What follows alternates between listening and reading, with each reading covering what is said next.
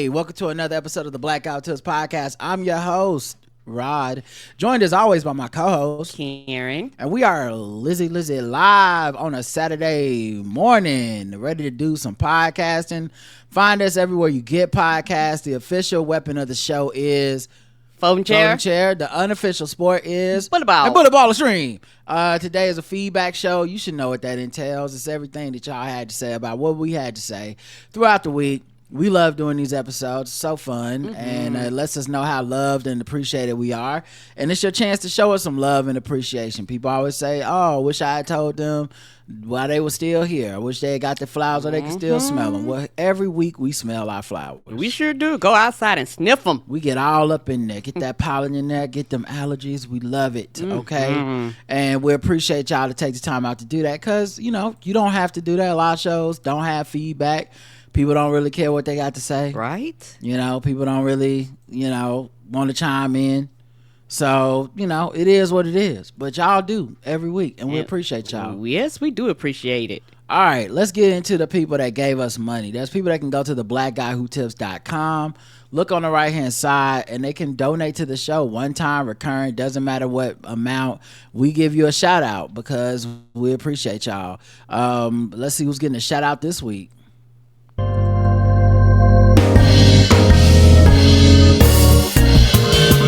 May I have your attention? You are now listening to Charlotte's Own Rod and Karen. We welcome the good folks who tithe to the Black Guy Who Tips. Today's a new day. New monetary, new honoraries. Let's talk about it. Dostra J, Tiffany B, Alfonso M. Thank you, everybody. Palmetto Stone Magic, J Full, Jasmine J, Kyle K, James C, Autumn Harvest LLC. Well, not the LLC. Okay, get that business money. David C, Bambi L, Dr. Professor Bambi, Unbridled Love, Falcons Diva, and lastly Jason F. Thank you, everybody, for taking the time out to hook us up. We appreciate y'all. We know you didn't have to, but you did it anyway. Yes, you did. And that's what makes y'all so special. All right, let's go ahead and get into the 5-star reviews.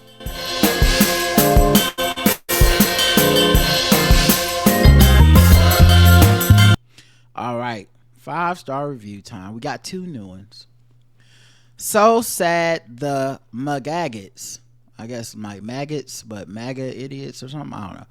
I guess the Hawk Tour is the new Let's Go Brandon. And when did these 2 memes crossbreed and create this abomination of unfunny? Anyway, 5 stars as always. I don't know what meme you're talking about. Is there a Hawk Tour Let's Go Brandon meme? Who knows? They be making shit up. So, as of now, who knows? And I don't think she's MAGA either. So that's a weird. They just be cool. They need all the help they can get over there. Right. They just be making shit up. They was like, until you denounce us, we gonna claim you. Yeah, it's the same strategy they got with musicians. Like, we just use the music and see if they get mad. Yep. Wonderful podcast, well worth your time. This is from ES Love 2010. 5 stars, of course. That's something we read here. Absolutely love Karen and Rod's long-running podcast. Been listening for at least 8 years. It was past time for my review tide. Woohoo! Winky face.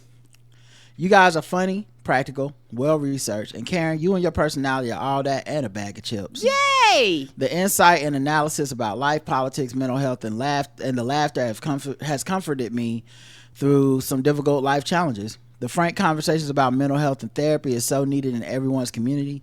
Karen, you are a smart, loving, bright star with such caring demeanor and a wonderful free woman. Oh, thank you. And a wonderful free woman laugh.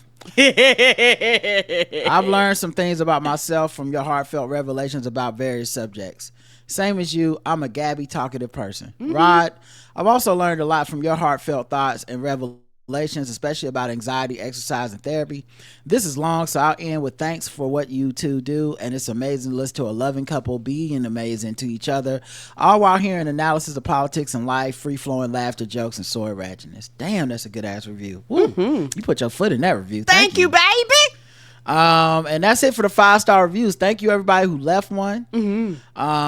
We appreciate you and we encourage you. If you're, no matter where you are in the globe, you can hop on the internet now. You don't have to do it on your phone. You can go to Apple Podcasts, log in, create a login, search our podcast, The Black Guy with Tips, leave us a 5-star review. We want to read it. And we love when we get people that aren't even from America, just to show how far our stuff stretches. So if you're out there listening in another country and you like, I wonder if they want to know who's listening and wherever you're from. We do. We want to know. All right. 2971 DEI it yourself. We got 10 comments. Wow. Right? What we talking about? It was a feedback episode. So let's see. The first comment is from Appia. Actually, the first 3. Okay, Appia. I see. She had something to say. She's trying to get that extra credit in or something. Once a month, money appears in my bank account about the end of the month. That's the European way. I can see what exactly they paid on a PDF. In my company system, that's the European way. Yeah, and the thing is, what did you do before computers? Like that's our thing, because checks were invented because we didn't have, pretty sure where you are, you didn't always have direct deposit. You didn't always have these things. That's standard now. So what did you do prior to that? Like, that's what me and Roger was talking about. Exactly. I think she might have misunderstood. We don't do checks either now. We rarely do checks. I have them, but I don't really use them. Yeah, but there was a time when you had to know how to do a check. At least in America. You had to know how to do a check, write a traveler's check, COD. You had to navigate your way around this system. She says, we have Generation Alpha kids, I guess. Our challenges are different because they will inherit a lot, as it looks like now, like each one a house, for example. I wonder if this is also bad somehow for their character, and now they have to help in the house and learn about privilege a lot. I buy their clothes, mostly used, for example, to make them understand that stuff should not be thrown out just like that. Let's see in 15 years how this turns out. Yeah, good luck. Good luck. You never know with these kids. They'll be the ultimate arbiters of how good you did. She says, I'm sorry that I have to write one more comment. I'm at the airport in London going home from a big pharma thing. That's why I have time. Everything Rod said about empaths, I understand because I'm an extroverted empath. I can understand about every person and feel for them.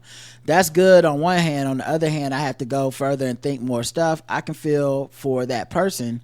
I'm sure Trump, for example, didn't come from a family filled with love and emotional intelligence, but there's also his free will to choose to be terrible to the max, and this makes him responsible for his actions. Also, I have to remember that I'm also a person who deserves to live and feel good. Yeah, that was a big one for me. It was just... people just come at things from different angles. I was talking to a friend this week about his approach towards life and criticism of other people and stuff. And I was trying to understand how, we can come at things from such different angles, even when we do reach the same conclusions.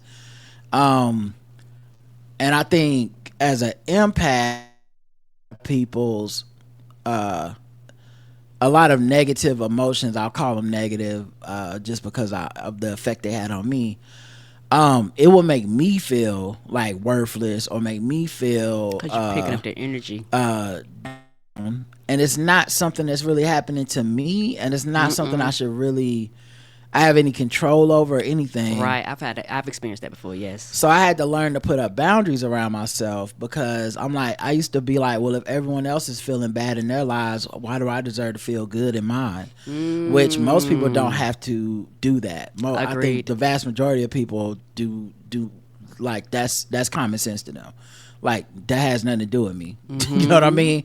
But for me, I had to work on those boundaries so that I could have those, like, the right to my own autonomy. And a lot of stuff, I think of a lot of stuff like that. It's probably weird hearing it, I guess, for people that don't have it. They probably just think I'm kind of weird. But for those that do have what I'm talking about with that, like, kind of unchecked empathy, that you have to put in check, I think they understand when I'm like, I have to tell myself that my body and my exercise journey and how I want to physically show up in the world is mine. Yes, it is. And so it's not beholden to anyone else, and it's not about anyone else.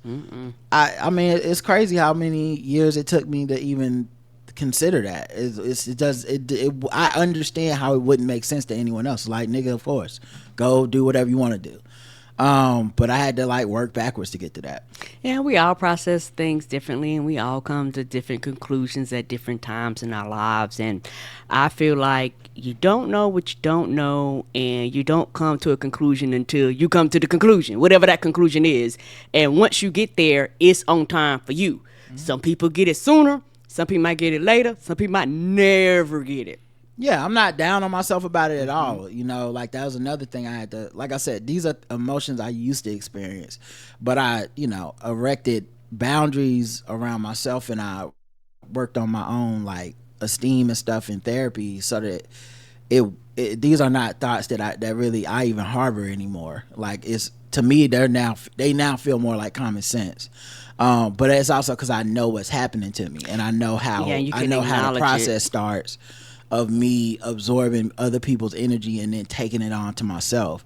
You know, I think it's one of the reasons that I can be cool with two people that are beefing. Like, it has nothing to do with me. Mm-mm. And I know other people that I think may feel more insecure about that feel like I need to pick a side. And I'm just talking people that have conflict. I'm not talking like if someone abused somebody, then that's different. Yes. But I mean, like, two people are having a fight. I can recognize that has nothing to do with me. Mm-mm. I'm sure you both think you're valid. Mm-hmm. On the outside looking in, like the vast majority of conflicts, I can't really see who's right and who's wrong. I can see from their perspective why they're right, but I'm sure the other person has their own narrative of why they're right, you know. Mm-hmm. But I know a lot of people, you know, it would bother them to be that way for whatever reasons. Mm-hmm. So I think, you know, I lean into the strength of it, and, you know, erect barriers around the weaknesses of it. I completely agree. I have people like that in my life. People that don't like each other. Everybody ain't gonna get along, and everybody ain't gonna like each other, and that's just how the world functions. And some people are just gonna have to understand that, like, you can't fix something that has literally absolutely nothing to do with you, actually, because you're not the person in the conflict. And I get up with one person, have a good time with one person, get up with the other person, have a good time with the other person, the end. Like, I have nothing to do with their conflict. I used to allow it to bother me when someone would either question my loyalty about that kind of stuff, or if someone would try to pressure me to join in on some like flying monkey shit, like, right, hey, I don't like this person, you need to not like them too. And everyone has their own, you know, dogma about this. But for me personally, that is not my way of getting down. And the lesson I learned was, like, I'm okay with people not liking that and not wanting to be cool with me. Like, agreed. It's not like I'm sitting at the other table shitting on you. But if you can't handle that, then that's cool. We don't have to be friends. I don't need that in my life. Because either you trust me as a human being that it has everyone's best interest in heart, or you think I'm some type of snake ass nigga. But I used to be bothered by the idea that someone even think that, or that someone else's insecurity would infect me, and you know. So anyway, those things are helpful as an empath to have those tools. Even Jesus, yes, I quote Jesus here, said, "Love the next person like yourself." I think only if you are nice to yourself, you can be nice to others. Yep, that's a fact. I really think one of the most hard lessons in life is learning to expand your empathy to people who are not like you, don't look like you, don't sound like you. I think for a lot of people it is big. For me, it's not. And I don't even know how, like, as a kid, it's just not. I do not find it a challenge pretty much at all to put myself in an empathetic mindset for someone else, because you've always been like that. It is honestly the opposite. That's the problem, is being able to say, no, that person, regardless of my empathetic leanings, that person has made their bed and they need to lie in it. Yes. And there's no one that needs to feel bad about that but themselves. That is the hard part for me. But at the same time, I do still lean into my empathy because it is my superpower, you know. And just because it can have some negative effects, it doesn't mean that I should let it go, because I see the power of not having empathy for others, and I see the power of not having empathy for yourself, and I feel like a lot of not having empathy for others extends from the fact that people don't have a lot of empathy for themselves. I agree. And that's some shit they need to deal with, like being so hard on themselves that they can't have any grace for somebody else is something they have to deal with. Agreed. And having empathy for all living things is probably the goal of life. If I had to guess, I would say that. Rona Raphael says the only reason I click yes on the poll is the balls. Okay, the poll. Are you ready for some football? Okay. He says the only reason I click yes on the poll is balls deep. Watch how much evil increases when they take away our game. Yes, that should be the theme. Rona Raphael be making some requests in this motherfucker. Hey, Mr. DJ. Well, that's not what I was gonna say. Well, yeah, the next line is play through the fire. Through the fire. I got you, bro. I got you. He just starting to make demands lately. By the way, I almost got kicked out of a virtual creative collab because anytime I ran out of ideas, the Kang in me burst out the through the fire part, just the through the fire. Through the fire. Drove everyone crazy. Thanks for the awesome show, guys. If you're listening and not on it, get behind the paywall. It's magnificent. Yeah, this week I actually put the episode of the pregame out to the general regular listeners, so y'all get to hear Justin all loose and free. Well, that's not why I did it. I did it so that y'all could hear our takes on the debate, and then it just so happened that Shannon Sharp sex stream out the blue, just nobody asked for it. Yeah, it dropped, and so it was a fun episode. It wasn't like our normal like catch up for the week, what we've been up to. But I just knew that y'all would probably want to hear that. And we don't have a show. Since Wednesday and Friday is the only day that Justin can record Balls Deep Sports now. I knew we weren't gonna have a regular show, so that's why you got it. It wasn't a mistake. If you enjoyed it, and I saw a couple people signed up for premium after that. Sign up because we do that pretty much every week. Yes, we do. We have a ball. We have a great time, and our sports show is just as lit. So check it out. DJ Java says, "My son, Dad, is that your beat?" Me, yes. Rod, that was Old Flame by Infrared Crypto. My son, blank. He said, "By the way, this isn't any shade. Just thought my son's reaction of complete silence was hilarious. LOL. Plus, I did get a little anxious thinking you might have thought I was annoyed and I didn't want you to. You know what? I'm going to stop overthinking this and fade my ass to the bushes. Peace." Nah, bro. Honestly, appreciate you. That is my bad. And I know you're not trying to be pissy about it or whatever. It's at this point, y'all have sent us so many instrumentals.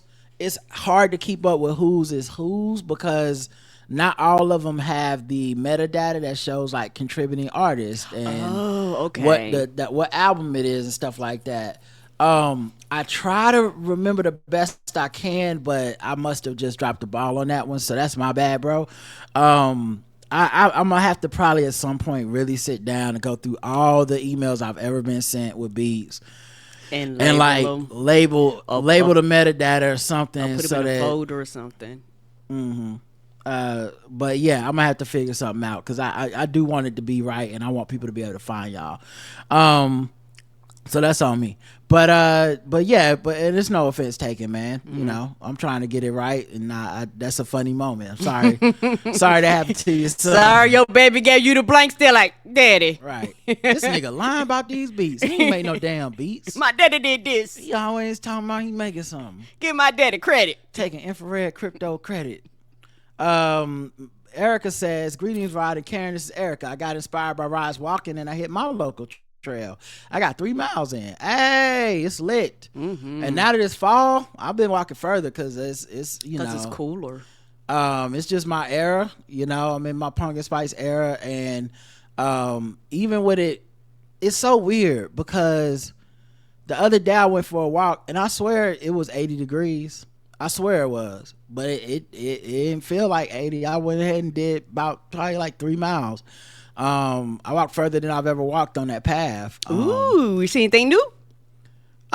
Just a like nothing crazy. It was just like they got some book library things that you can leave a book for people to read. I might bring some books with me next time. I was thinking about that too. Since I have some books around here, because I don't read physical books. I read Kindle books. So it's like, you know, I might drop some in there. Maybe, you know, hook somebody up. But yeah, there was like a little flower garden thing, but it was, you know, I was just walking. I wasn't even walking to get to like a point of something. I just was like, oh, I feel good, I'm gonna keep walking. So yeah, good. I'm glad you got out there. And I haven't seen any snakes or anything. So Cam Newton is such a clown ass nigga as Nick Cannon is. I haven't watched the whole clip in its entirety, but I saw enough to know he's a BAN.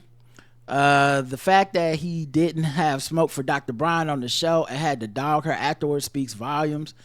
Yeah, that's another thing about Cam. He doesn't seem very quick on his feet when it comes to like wit and whatnot. You know, and I guess a man that beautiful, who's that successful and that rich, I would imagine has a pretty high opinion of himself. Right.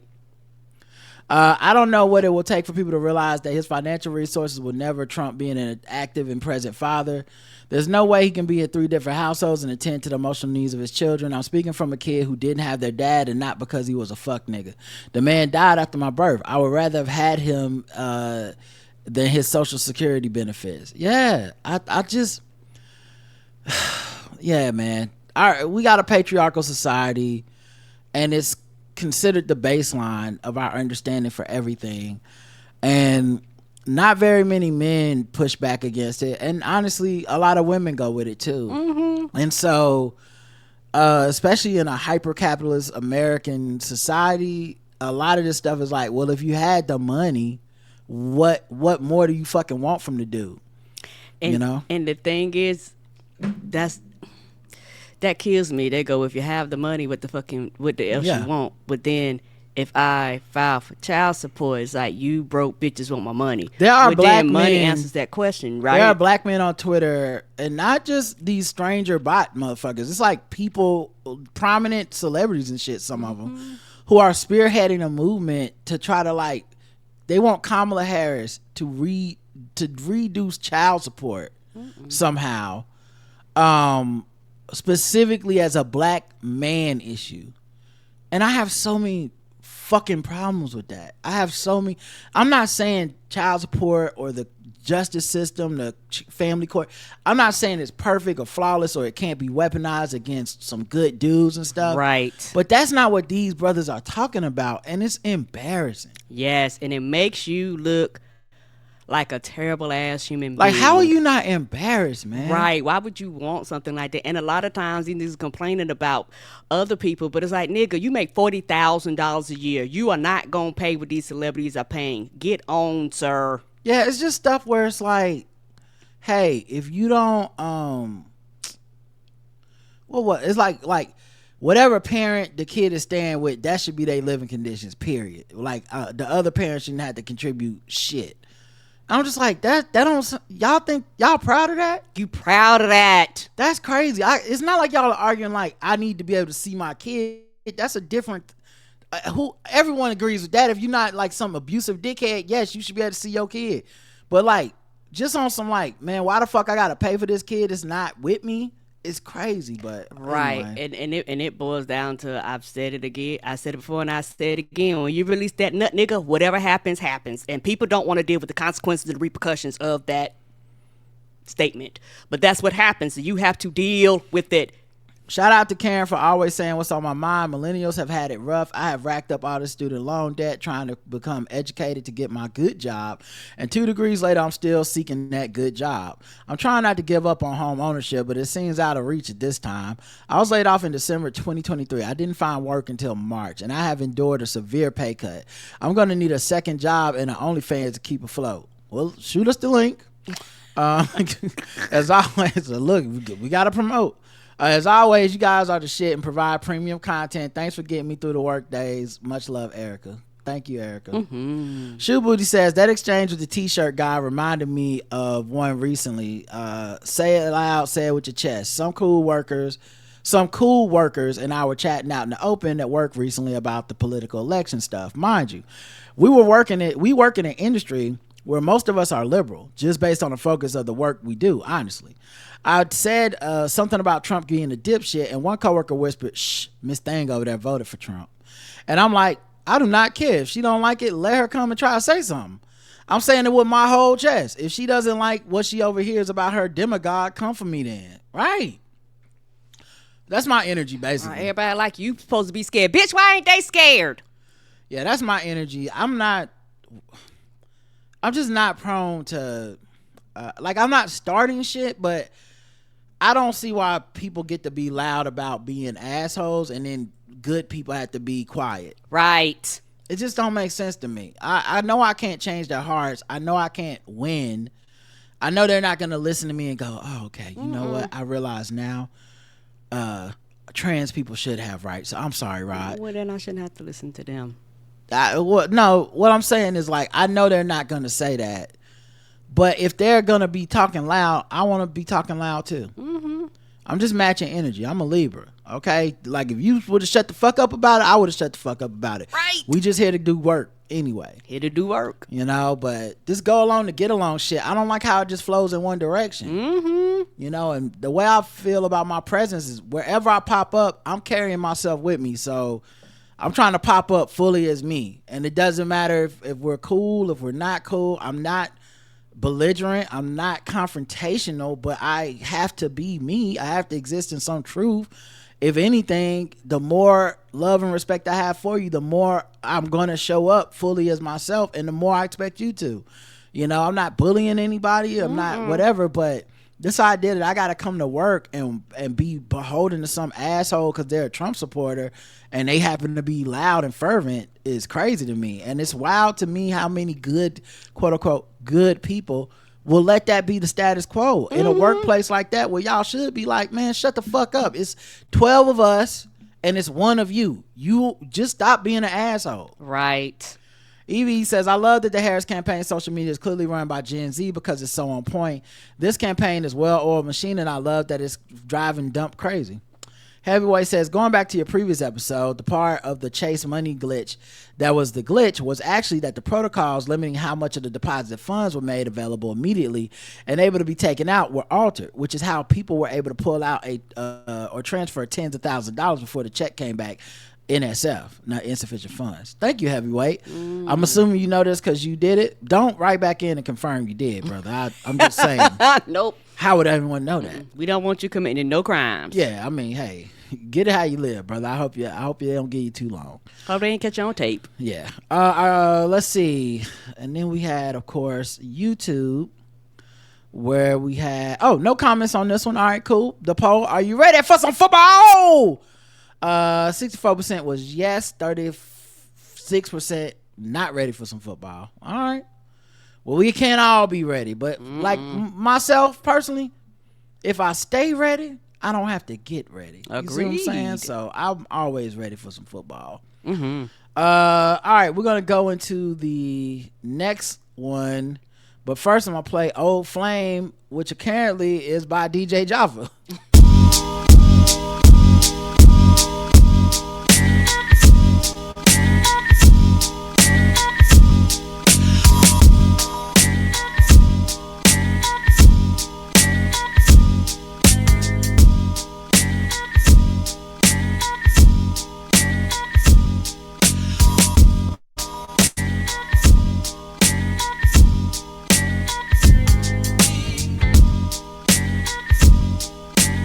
All right, this episode is called Printer Anxiety. It's episode 2972. We got 7 comments.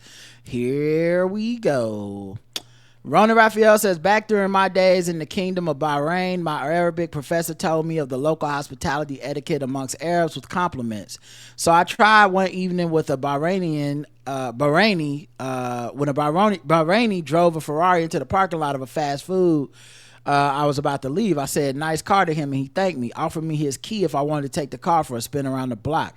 I was too shocked to accept, but that was exactly how my professor had described what would happen. Fast forward to 2024, someone getting punched for a nice car compliment in Florida. I didn't see that coming. Through the fire, indeed. Nicole says, I feel Karen on the hair removing potions. Nicole, why do I keep fucking saying that? I'm sorry, I made a mistake. Michael. Even the name says Michael sounds like Michael. God damn it, Rod. I'm tired. I feel Karen on her hair removing potions. I'm transgender and non-binary and started on testosterone a few years ago. In addition to the changes from the tea that I like, I also grew a lot of back hair, which is super itchy and annoying. I know I can go and get laser hair removal, but it takes multiple sessions and it costs hundreds if not $1,000. Yes. Just give me a potion. I 100% agree. I wonder if anybody's ever done chemotherapy just to get the hair removed. Somebody had to try it, right? I hope not. I hope it was like, let me get some of that chemo. Just I need to get smooth as eggs, you know? Nope. I don't. Okay, so probably not. Okay. I wouldn't volunteer for that reason. Abia says, here's my take on facial hair removal. I have nothing. Well, you could have saved me. I mean, humble brag. Be considerate of me, Appia. I have to read all this shit. It's okay. If you don't got nothing to say, it's okay. You gonna catch you on the next one. I promise you'll have something to say about the next shit we got to talk about. It's always something. Erica says, Karen be knowing, hell yeah, we need another day to the weekend. Friday shouldn't count as my day isn't over until 4 p.m. Right. If I could, I'd work 4 10-hour shifts. I saw the graffiti rod posted. The hate VP Harris indoors is sickening. Anybody that supports Trump is racist as fuck. You cannot tell me otherwise. Surprisingly, I haven't seen that many pro-dump signs here in Charlotte. I'm not surprised at all. I'll be trying to tell people. That's why the fuck we got however many fucking people is every day that move out here. Some crazy fucking amount of people that just keep moving our city. That's why, because I'm not saying it's like some liberal utopia, because no place is, but it's like a really safe blue place in a world of red. Mm-hmm. The few I have seen were far out in Concord or Fort Mill while doing Instacart. Now there is this Mallet Creek Church I guess there's Mallet Creek Church by UNC. Their house looks like one that like they are on the government programs. Broke junkie asses. Yeah, broke Trump supporters. Hilarious. Mm-hmm. Buying a minor a gun for Christmas after they made threats against the school is insane. I'm glad to see the father will be charged as well. I'm a gun owner, but will gladly surrender my weapon if it means kids can be safe in school or people can move about society without fear. And HP is pretty awful. I was gifted one for undergrad. It didn't even make it a graduation. Piece of shit, right? What's up with these printers? Abia says, but I have lots of takes on printers. See, you should have just started. See, you could have skipped. There's no need to leave a comment at all.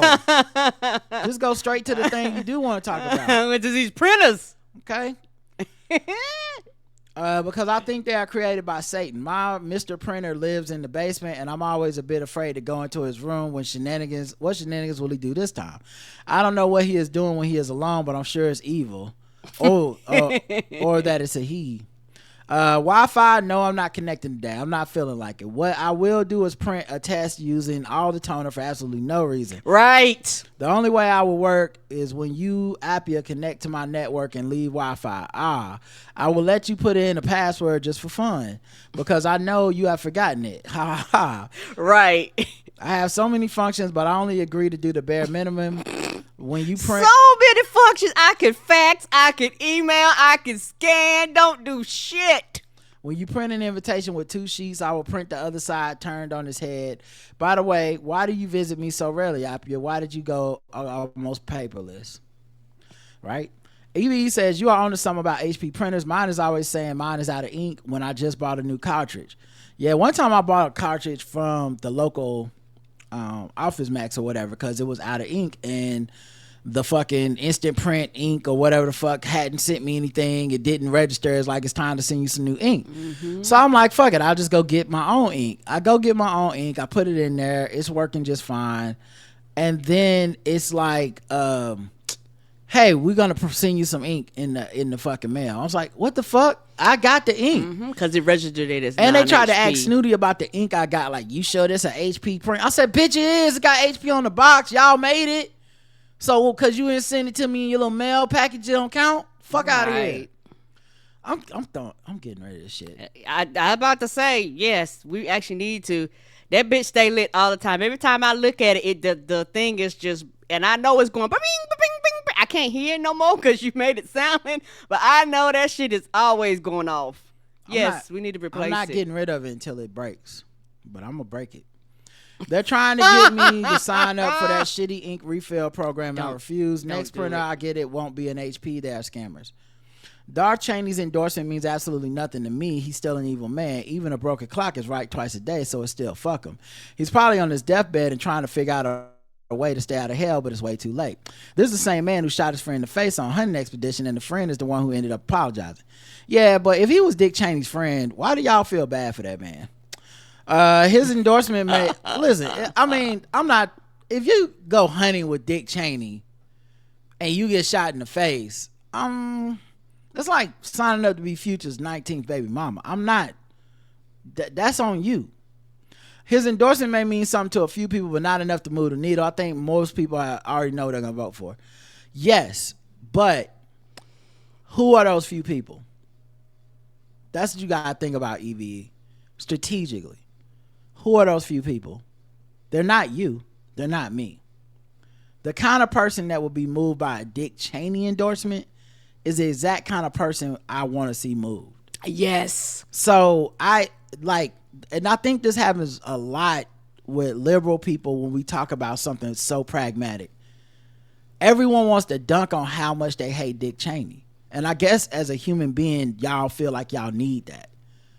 I don't like him. Everybody don't like him. Who the fuck likes this nigga? Right. That's not the point. The point is to win. And so all these preambles and going on about how he's the worst and all this shit, nigga, we been new.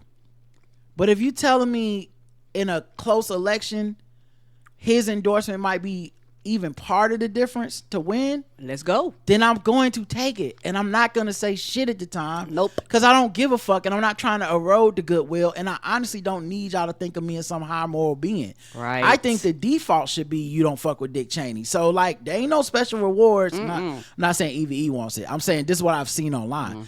Ain't no special rewards for keeping the same energy on Dick Cheney. That's the default. Who the fuck is not keeping the energy? Right.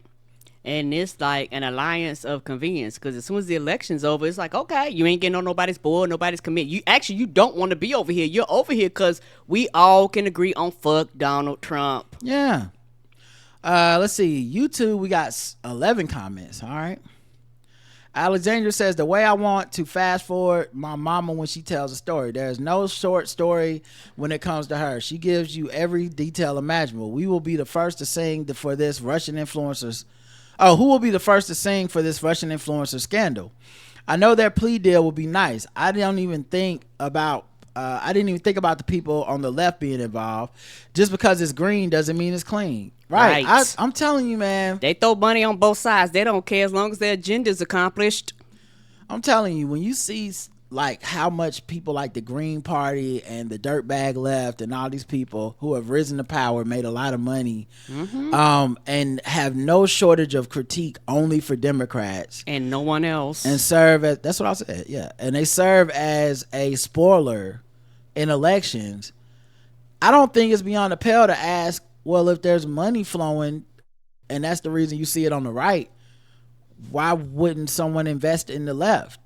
Even if they don't know that it's an investment, why wouldn't they invest in that? It would make no sense.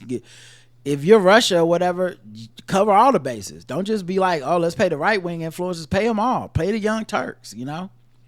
But yeah, the audience will scream certified pedophile. I've been the biggest Drake hater since he became, talking about the Super Bowl. The biggest Drake hater since he became Champagne Poppy. Gross.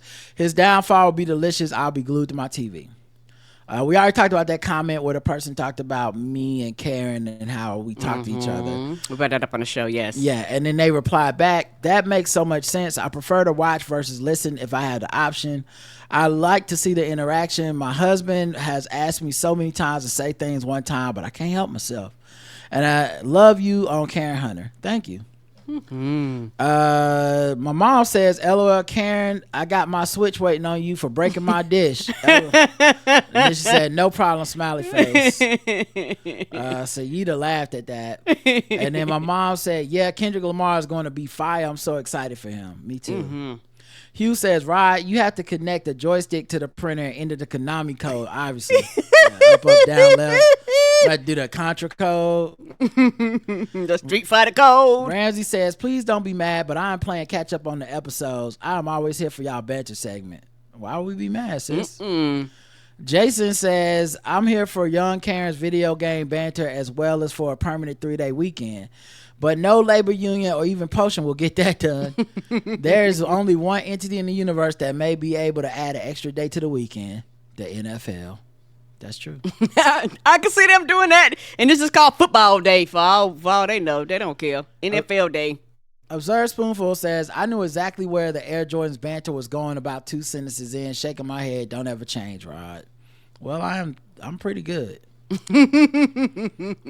that was a great banter. Hey, and y'all want to know how that shit was, how you know what I said was fire? Like, no one, 0 people had shit to say to me when I posted that on social media or said it on the podcast. That's how you know I put my foot in that motherfucking Apple Jordans comparison. Like that whole thing, that analogy, flawless logic. No one has a fucking thing to say that's like, damn, he right. Apple to Michael Jordan's a motherfucking phones. And that's why it's not really worth going all this back and forth. It's like arguing with a nigga. It's like, nah, nigga, Reebok the best. Okay. Well, nobody is going to pay as much for the Reeboks or want them like that. Like, yes, Reebok had the bumble pump technology first. You right. I will still go get these Jordans. And you know that. So why are we fighting? All right. And the poll was, have you ever been kicked off of a public transportation? Have you ever been kicked off of public transportation? I've rode it before, but no. 100% of our audience has not. Because I don't act the fool on public transportation. All right. So there you go. That's the secret. Don't act a fool. And then you won't have to worry about that. So pay attention.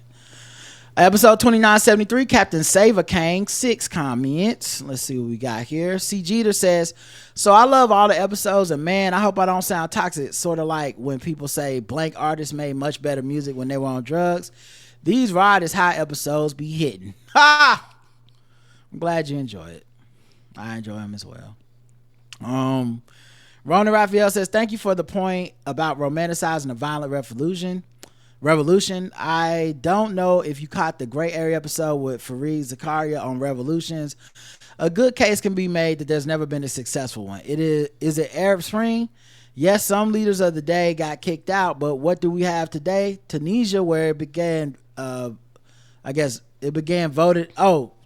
where it began, voted in a guy who suspends parliament, detains opponents, journals, labor leaders, etc., and has changed the constitution back to almost what it was in place right before Arab Spring.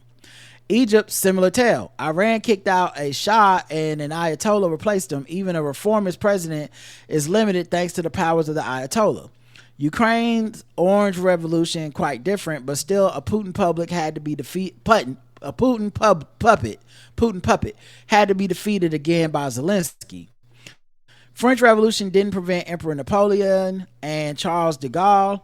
In the end, there's no happily ever after one revolution. I feel like people push that over voting because they don't want to be accountable and they just want a magic spell to fix everything. Agreed. Don't defend your vote, don't protect your gains, and it's lost. That's even before we get to what are we willing to give for a revolution, which when push comes to shove, many aren't. No, they are not. Voting is far easier, friends. Revolutionize your minds and my pockets. All right, brothers? And the thing about a revolution, when it's over, one side wins, one side loses. And don't you think the people that lose going to be highly upset? And don't you think they might get strategy plans to eventually, even if it's decades and centuries later, to come back? Like, the shit don't die just because it's quote-unquote over. Yep. Mary says, as a young person, I too love to fist pump about a violent revolution. Do you know how many items I own with Che Guevara's face plastered on them? I'm a sucker for a good looking Marxist in a beret. Anyway, I started reading up on the Cuban Revolution, and who am I kidding? Those guys spent months in the jungle moving in secret, barely eating. I won't even go camping for a weekend. And all those keyboard activists, I went to Cuba, and the only place you can get cell service is in the fancy international hotel in downtown Havana. Those suburban militants wouldn't last a week without their iPhones. I get it. Voting is not sexy. And voting for a realist who will engage with people who you don't agree with to get to a solution that's 70% of what you want isn't the people's ideal. But it is a very young, isolated, immature view of life, and these fuckers will send us to hell because good enough isn't perfect. I couldn't agree more. Could not agree more. It's really sad, man, because when you step beyond the simplistic view and you start asking some details, they start sounding like Jill Stein, and they don't like that people point that out. But I mean, if this is your plan, then what's the plan? Well, I should be able to ask, like, what's the revolution gonna do? What's it gonna look like? How y'all gonna do it? How you gonna get the guns? How you gonna take over the military? How you gonna rebuild? What's actually gonna replace it? Like, when you start asking shit, they have nothing, because everybody has these ideas of reconstruction and tearing shit down. Okay, it's going to be replaced with something. Either you're going to come up with it or somebody else will. It will be replaced. It won't go away because the people are going to want some form of normalcy. Erica says, I love the way Rod loves Karen. We all just want someone who will listen to us and be okay with us repeating ourselves. Never would have guessed Karen experiences anxiety. She always sounds so strong and forceful. Oh, I love when she gets fired up. I be cheering and be like, damn, I wish she could call such and such for me and tell them about themselves. I too get anxious, and it is comforting getting reassurance. I hope Megan Good rumors aren't true. Actually, I've been thinking this whole relationship was a PR move.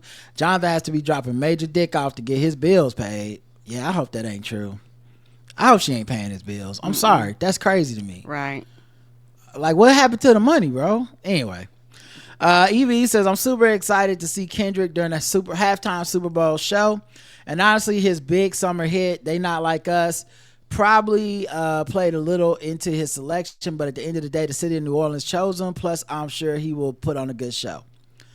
Yeah, and it's even more interesting because I, have my inside sources, people that work at the NFL and stuff like that. And the amount of stuff I've had confirmed is so interesting compared to what's floating out there. Like, they told me they have not reached out to Drake to ever do the Super Bowl. There's people that are saying Drake was asked 4, 5, 6 times and turned it down. They're saying that's not true. They're saying Lil Wayne was not actually asked or considered really to do this Super Bowl. They're saying that there's background checks for artists and he couldn't clear it. Just because there's too much shit that he's done, not just the unsavory stuff he said in public about, anti-blackness, colorism, is MAGA Trump shit. Not just that, but like literal criminal shit, gang affiliations and stuff that they try to avoid. And even Snoop Dogg, when he went there, when he did his Super Bowl performance, they told him not to go out there and do no gang shit with the Crips, and he did it anyway, which actually hurts for future acts like Lil Wayne, because now they're like, even if you promise you're not gonna do some gang shit, we're not sure, because Snoop did the shit. So not that, we want somebody that's not gonna push gang affiliations out here. Kendrick's whole vibe is, I'm not affiliated, Right. Anyway, I think it's funny how these Lil Wayne fans have come out the woodwork now when I didn't hear a peep from when the Super Bowl was in New Orleans the last 3 times. People been crashing out over this and blaming Jay-Z when there are several people involved in choosing entertainment. The most pathetic was Nicki Minaj. She's not beating those coke allegations at their latest Twitter rant. Yeah, she called Kendrick a house N-word. Kendrick Lamar? Get out of here. Get out of here, Nicki. No one believes that. She's not, I'm sorry. She goes so hard for Wayne and Aubrey when they have never publicly said a peep in defense of her when she was going through her drama. That's just embarrassing. Yep. I don't know. I'll never solve the mystery that's Nicki Minaj. I really hope that's not true about Megan Good paying Jonathan's child support, because if it is true, he must have the greatest dick game of all time. I clear. It's the only conclusion I can reach, because how the fuck? And then let's see, we got 9 comments on YouTube. Rod, this is from Jane, who says, Rod, is so true about how people romanticize violent revolution. I don't think people really understand the true depth of what that would mean for everyday people. It feels like the political version of Cali's new age rich kids romanticizing farming and living off the land. Sounds really cute until you actually caring for livestock and shoveling shit. Yeah. All right, get out there, eat something off the ground and die because you don't realize it's fucking poisonous. No, thank you. Shuck some corn and find a fucking silkworm in it. Chad, I've done that. I'll pass. Yeah, it ain't all glamorous, man. But the other thing about it too is it's all theory from people that, for the most part, I could punch them in the face and they wouldn't do shit.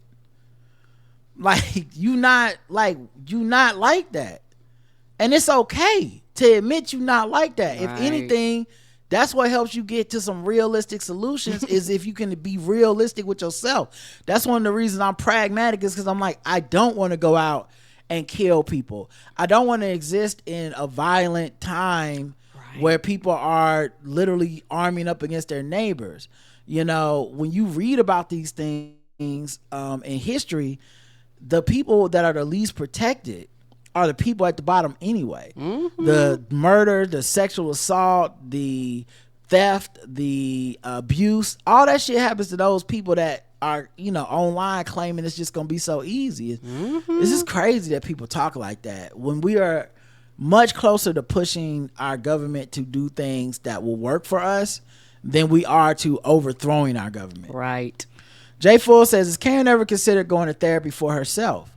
I know she would latch on to stuff that Rod discussed in therapy, but I think it would be really helpful to work through her childhood stuff. I actually have went to therapy before, and the thing is, the reason why I acknowledge these things is because, like, I have an understanding that certain things trigger certain things, and like prior to me going, I 100% agree. Yes, because I was clinging on to, but Rajik's therapy is Rajik's therapy, and my therapy is my therapy. We're two completely different people, but a lot of that was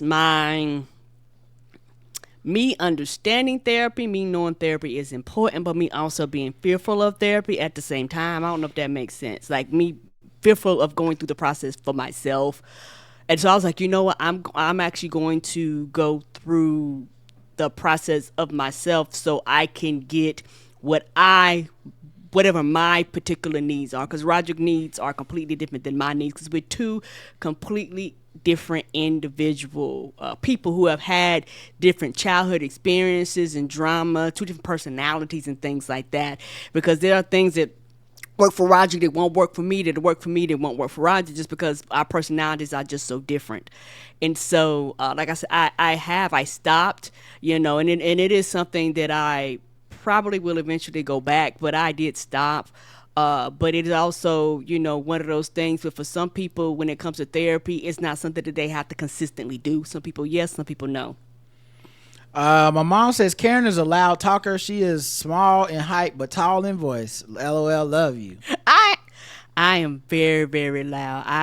I think I will forever be loud. I remember, and I think I told the story on here one time before. We was in the car, and we were a lot younger, and I was talking to Roger, and Roger started patting on me. I was like, why is you patting on me? I wasn't mad or anything like that. I was just talking, but I didn't realize I was talking so loud. He said, I want to turn the volume down this thing. I said, what? He said, because you're loud. He said, I can hear you. And so it made me aware of the volume of my voice, because sometimes you can talk and you don't realize how loud you sound to other people. Yeah, Karen's a loud talker. JV City says, both of your discussions about how you all produce this podcast, why I enjoy this podcast. The balance in voices and opinions are gold. Karen be making sense, Rob be right. Thank you, JV City. C. Nathan says, I too am a repeater. My husband and children don't even address it anymore. Yep, it be like that. Angela says, Rod and Karen, thank you for explaining that you are listening when Karen goes in depth and verbalizing her complete thoughts. I just recently started watching you guys on YouTube. I still listen via the podcast, but when I was just listening and not watching, I just assumed, Rod, you were taking time to go to the bathroom. Karen, your voice being heard is just as important for this show as all the elements that go into it. I appreciate you always being honest in who you are and with what you have to say. You all are truly the best. Yeah, I agree. Thank you. And over the years, I've just learned how to accept my loudness, because that's just kind of who I am. And I know sometimes when people get around me, they're not familiar with me, my loudness throws them off. Well, she's not just talking about loudness. Yeah. I think she's saying just like when you're doing your complete thoughts. Okay. And sometimes I just, I'm quiet, leaning back, focusing on, the next thing I'm going to say, or focusing on just making sure you get your whole thing out. That's what I think she's talking about. Okay. Which is a little bit different. But Toya says, it's so funny. I have been a fan for so long. It feels like everything Rod and Karen was saying about interrupting each other I already knew. I've heard them both on multiple platforms, Karen on Three Guys On and on the main show, and I noticed that not only does Rod make a point to make room for Karen when it's just them, but he'll make room for her on other shows. I think we should give y'all more grace. You two have been together for more than 2 decades. I'm sure that you both have worked on how things go when you see you. Big ups. Don't act for us. We fam. Well, I mean, first of all, thank you for noticing all that stuff. But the thing is, with us doing the show and being like having so much of us in public at this point, we'll never truly be able to just do us like when we're, like it's a version of us. It's a heightened version of us that is on social on these the internet that y'all are seeing. Whereas if we were just like having dinner or something, it may or may not even feel like that. You see what I'm saying? Yeah, right. Like, when we have just natural conversation. Yes. Yeah, like there's a lot of times that we go out and we're having conversation or just chilling. Karen might be doing all talking, or honestly, if it's just us, we'll just be reading. Like we won't even be talking to each other. So like, but I do agree. Agree. It's not like I give too much of a fuck.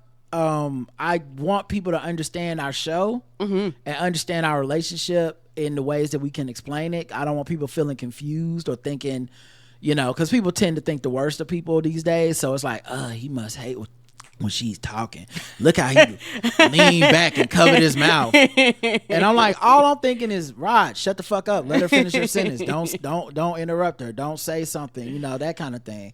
And meanwhile, like I said, it's because of other factors in our society that I'm sure I'm sensitive to them too. I hate when you're listening to a show and it feels like a woman starts talking and the dude's like, shut the fuck up, I gotta talk again. So I do understand that. And sometimes I'm listening too much, to be honest.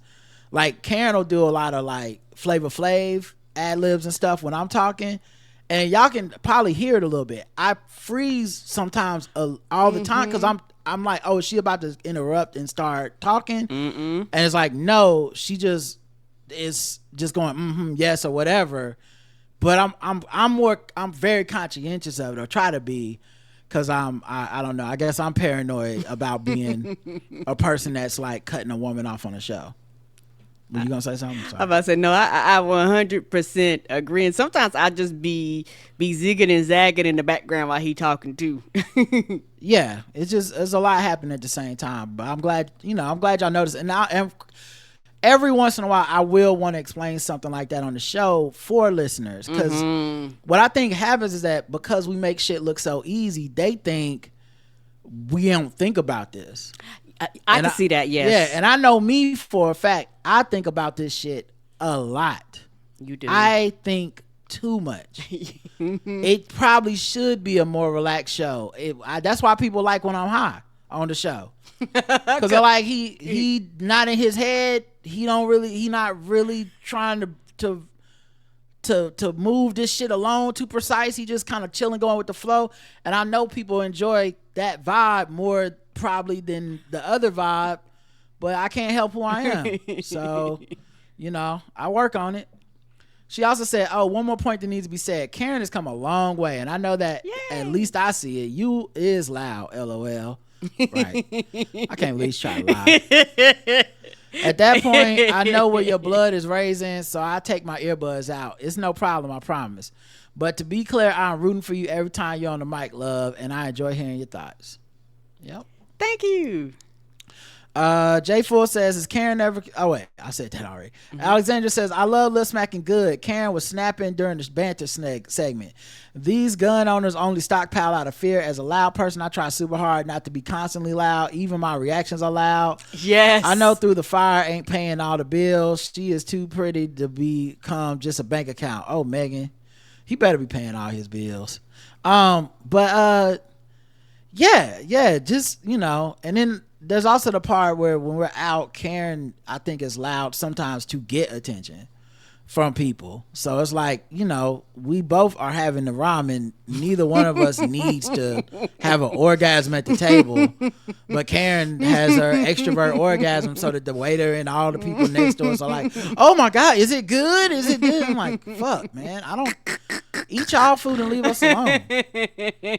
Sometimes when I go out by myself, Karen's always like, "Oh, we go out, we get free stuff and da da da," and I'm like, I hear you, but there's many times I go out and I'm just like, cool, I had a nice quiet lunch, read my comic book, nobody had a great time. Nobody had anything to say. I gave them a big tip. Because pre-COVID, particularly when I used to go into the office, Roger actually would go out to breakfast and things like that. And a lot of times that's when he did a lot more reading and all that stuff. In Karen's headcanon, she thinks going out with me is like people love me and vicariously they love Rod because he's with me.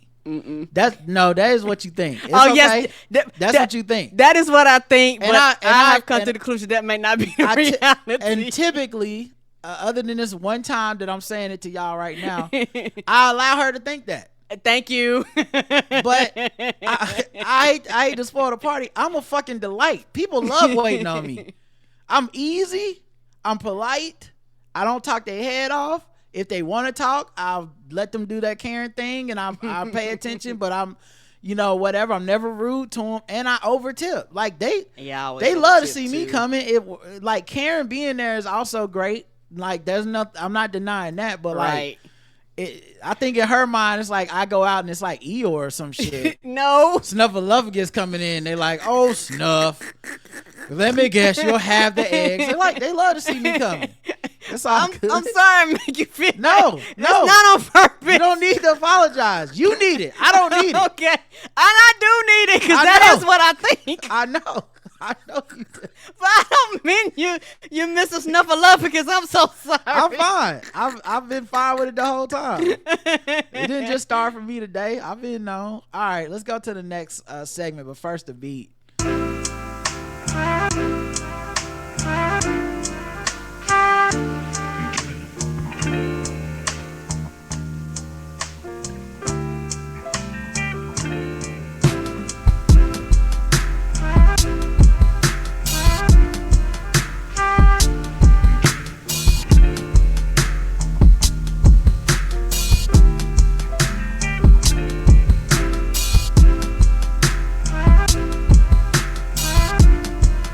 That's called Girl One. Probably DJ Jaffa. Let's go. We're not really sure until we get them labeled correctly. Please forgive us. Episode 2974, New Races. 12 comments. God damn, boy. Y'all was on it this week. What, Chad? We was doing some talking, wouldn't we? Holy shit. What? 13 comments. I'm sorry. Y'all had something to say.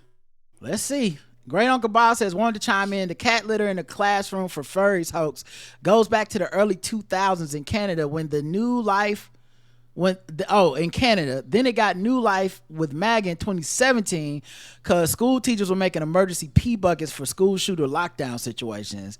And he sent a link to Yahoo. Thank you. I did not know that. I just knew that the latest iteration I saw was during the pandemic. There were QAnon type people that started this whole they're letting kids be furries and use litter boxes in the bathroom because that is what sex education and DEI and tolerance is all about. So that's what I heard. But I didn't, I've never went to do the fucking like entomology or whatever, the archaeological research on it. I've never done. So appreciate you, brother. Miss Smart says, Miss Henry has been my guilty TikTok pleasure for a minute. That's that white lady. Mm-hmm. She is a hoot. We have her in Detroit. I won't go as far as saying she is woven into the fabric, but I also won't say she can't wash and season some chicken. If she ends up as a teacher in an all-black school, the kids in our class will be above grade level. They would. And parents won't ever get called down to the school over any behavior issues. Will the parents run into her at the bingo hall lit off a Crown Royal? Sure. Yes, they will. But they're going to be respectful because she taught them too. Plus, her husband fixed every carburetor in a 12-mile radius. Yes, he's black. Yeah, I always do find it interesting how blackness mutates on social media to like these almost comical proportions. It's why I still make the joke about the cookout, and I go the opposite way of Black Twitter, and I'm always like, no, these white people are coming to the cookout. Mm-hmm. And the reason I say that is because white people do be at the cookout. I don't know when it turned, like, it's like people got on social media and they did that meme from what's the name of that song? Why can't I draw the I'm black, y'all, and I'm black, y'all, and I'm black self is CB4. They do the CB4 meme.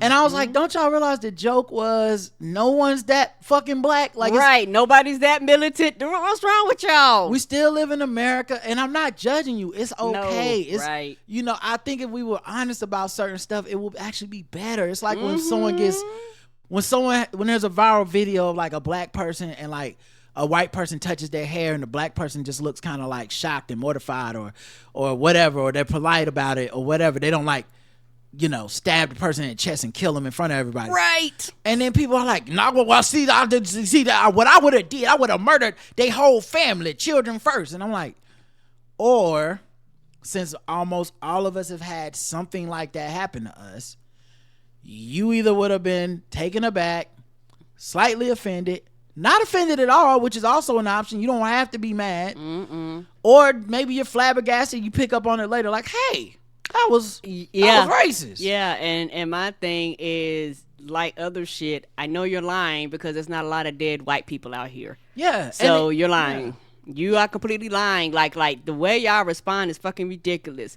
Most people are shocked. Most people are stunned. Most people don't know what to say or not trying fun. For some people, this shit might not even happen to them. They're just talking. It doesn't serve any of us to lie like that. I don't think.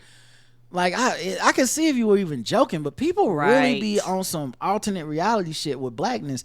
So anyway, all that to say, when people were doing this whole, like, there's no characters like Althea in black communities and stuff, I was like, it's not true.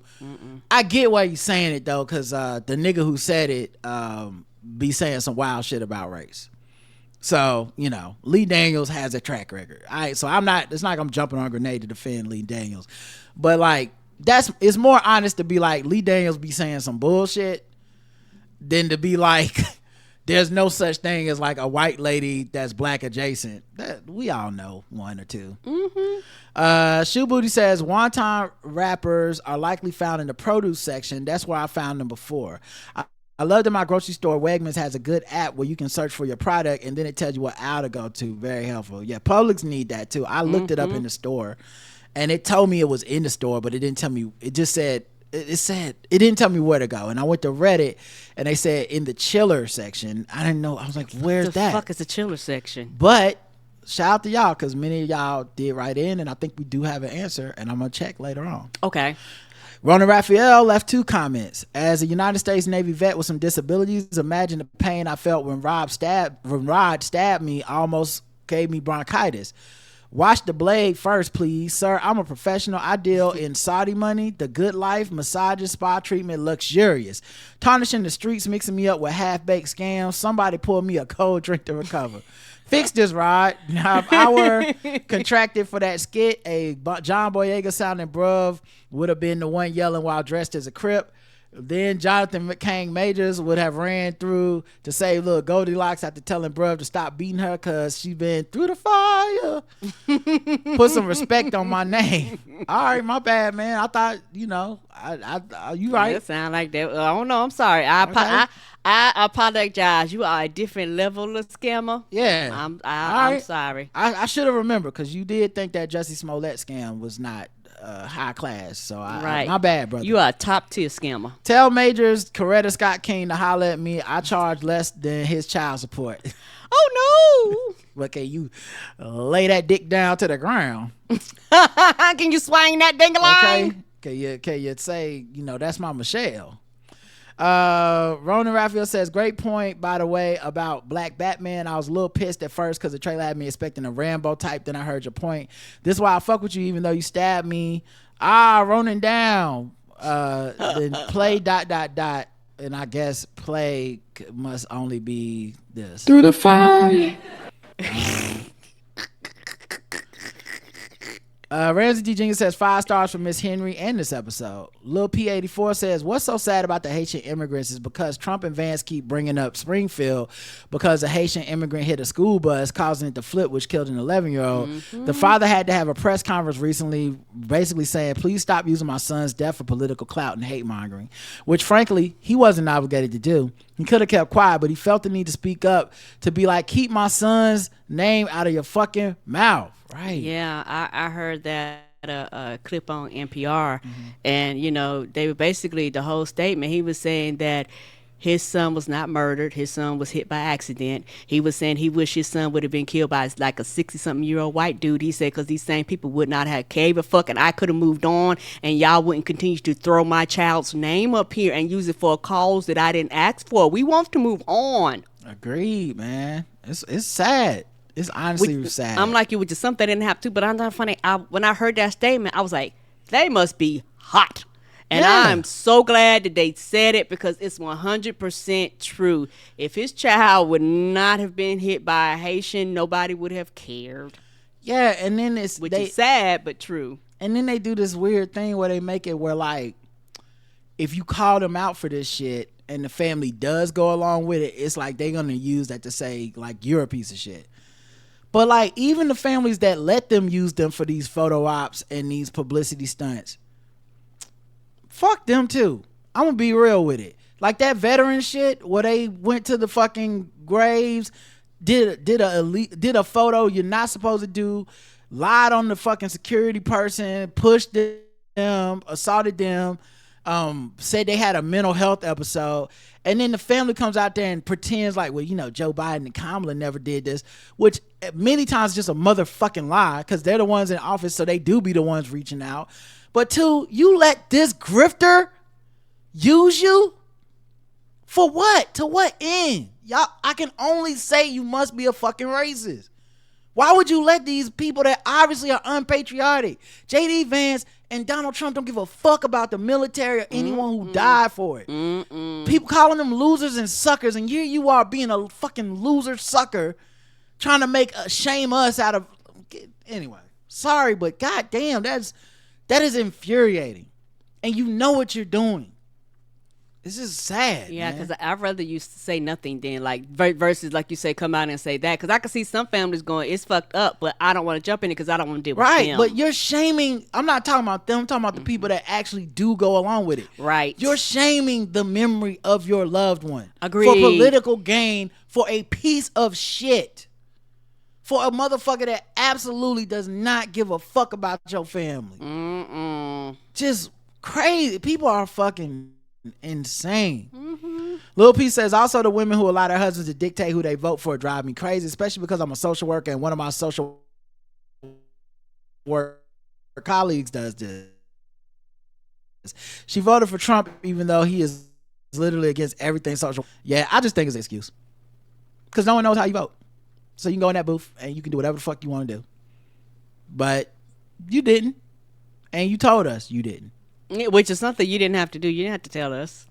So I don't know, that supremacy of beasts, man. They love being the line. I tell people it is a hell of a drug. It is a high that you don't understand unless you gotta ever had a snort of it. Let us know how she vote after this time though, because I'm interested now that they losing the right to abortion and shit. I wonder if that'll change anything.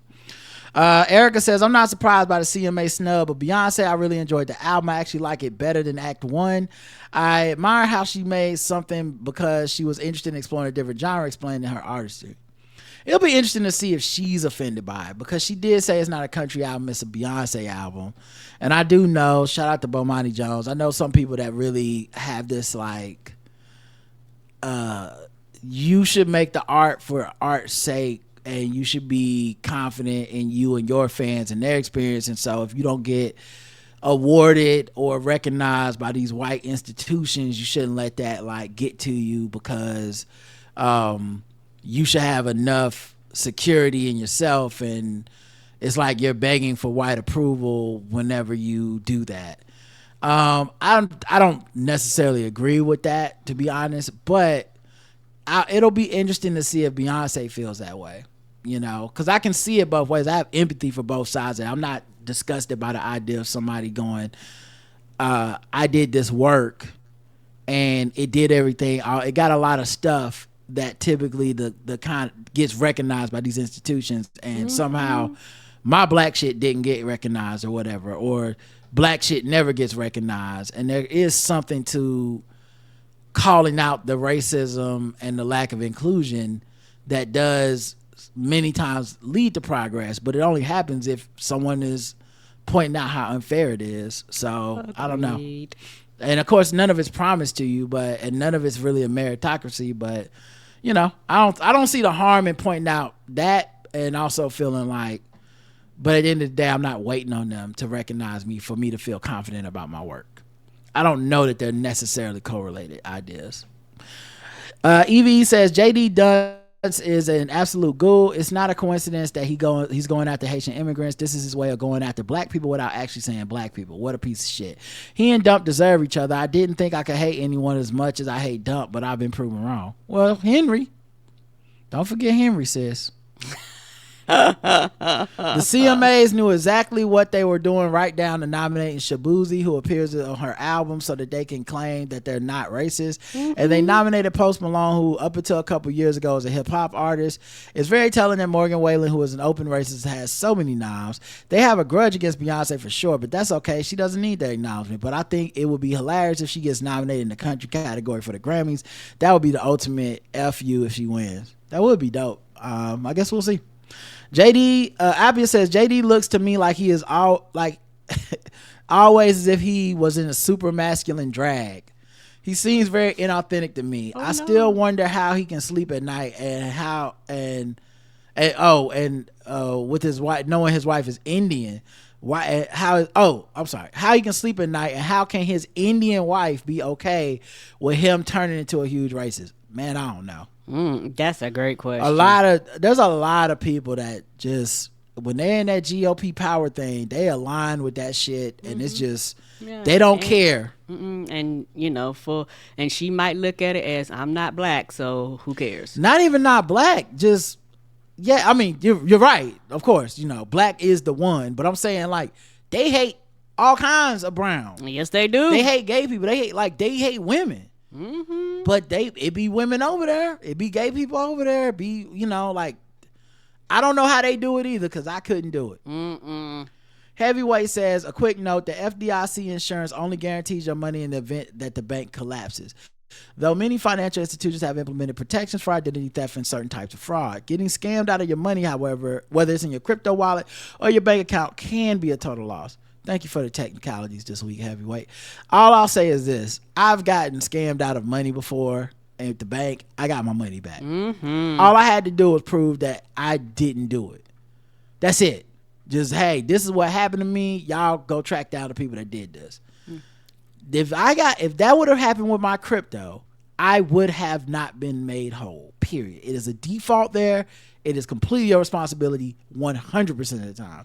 They are never obligated to make you whole. Nope. So I do want to make that distinction, but since you're being very technical about it, That's what I'm talking about. The FDIC insurance thing is part of it, but I was really more speaking generally to the way that banks typically have some apparatuses in play or apparati in place to make sure that scamming and stuff like that, you can be helped.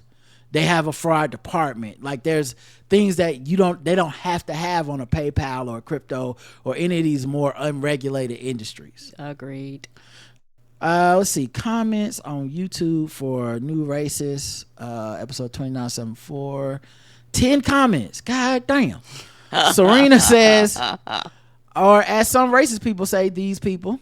Earl says, I make wontons all the time. Walmart have those ingredients. Thank you, Earl. And they do. I mean, shit, Publix had them. I just ain't know where to find them. Not the wraps. Them, I don't know. Them shits was like what was I gonna say? Needle in the coal mine. Needle in the haystack. Needle in the coal mine. Lord have mercy. Needle in the haystack. Needle in the coal mine. My brain was like, what's that phrase? Oh my God. A needle in the coal mine. Oh my God. All right. All right. So Alexandra says, we don't want to hear you say redacted no more. Watching this mini debate segment after the debate is funny. Trump was so bad and such a cougar. He had to ask Bloomberg to ask Kamala to speak to him coward. He had to ask Bloomberg to ask Kamala to speak to him at the 9/11 memorial.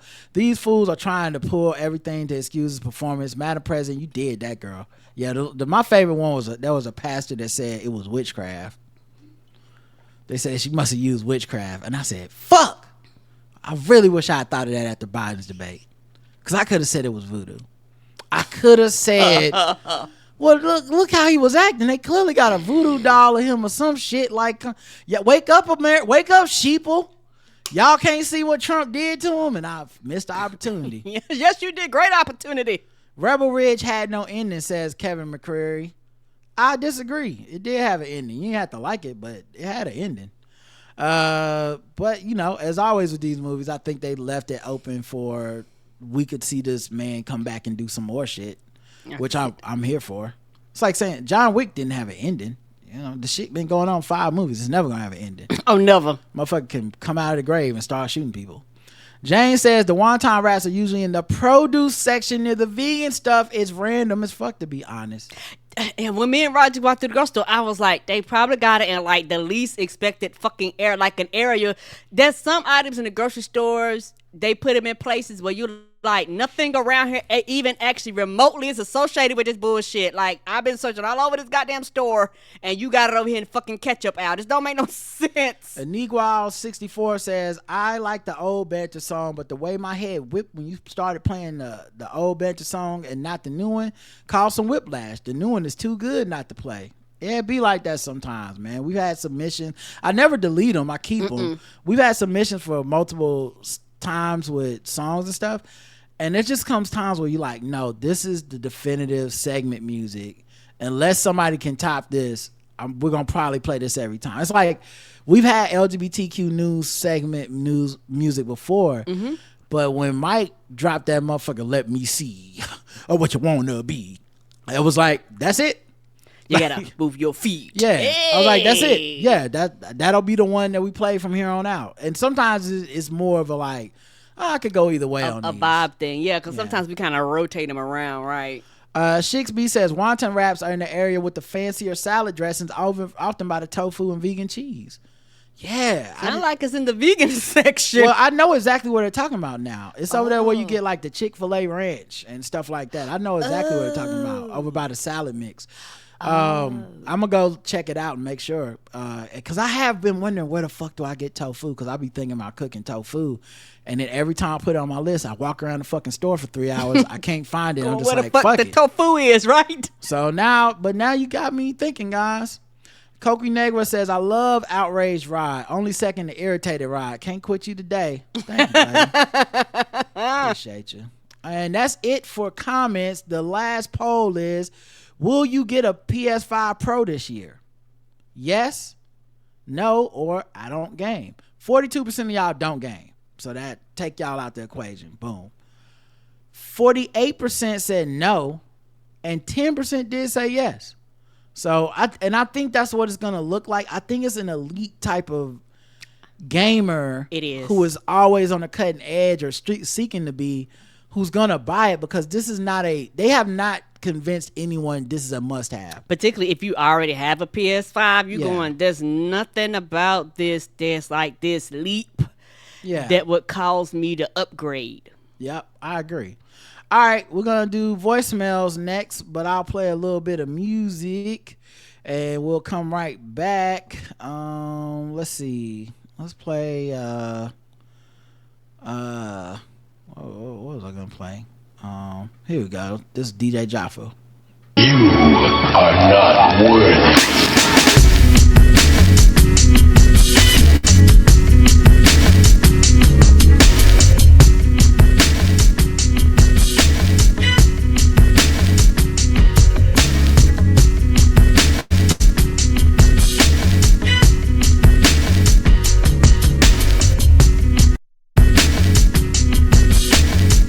All right, we got 3 different callers. A couple left 2 voicemails. Tyrone left the first.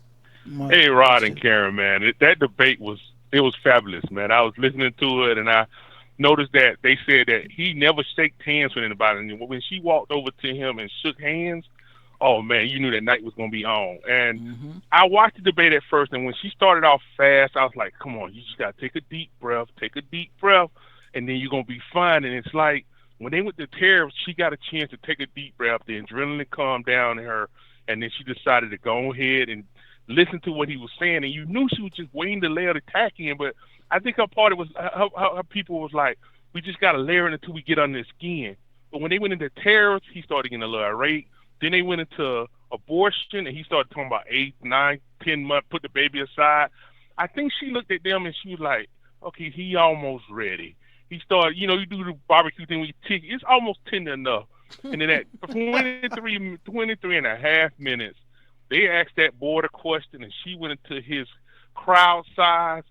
If you watch that whole exchange, man, she started laughing because she didn't realize how easy. I think it really amazed her how easy it was to get him. Right. But when he kept going on with the moderator who kept trying to correct him, you look back at her, they show a picture of her, the last one after he talks about, it was on TV, and they show her again.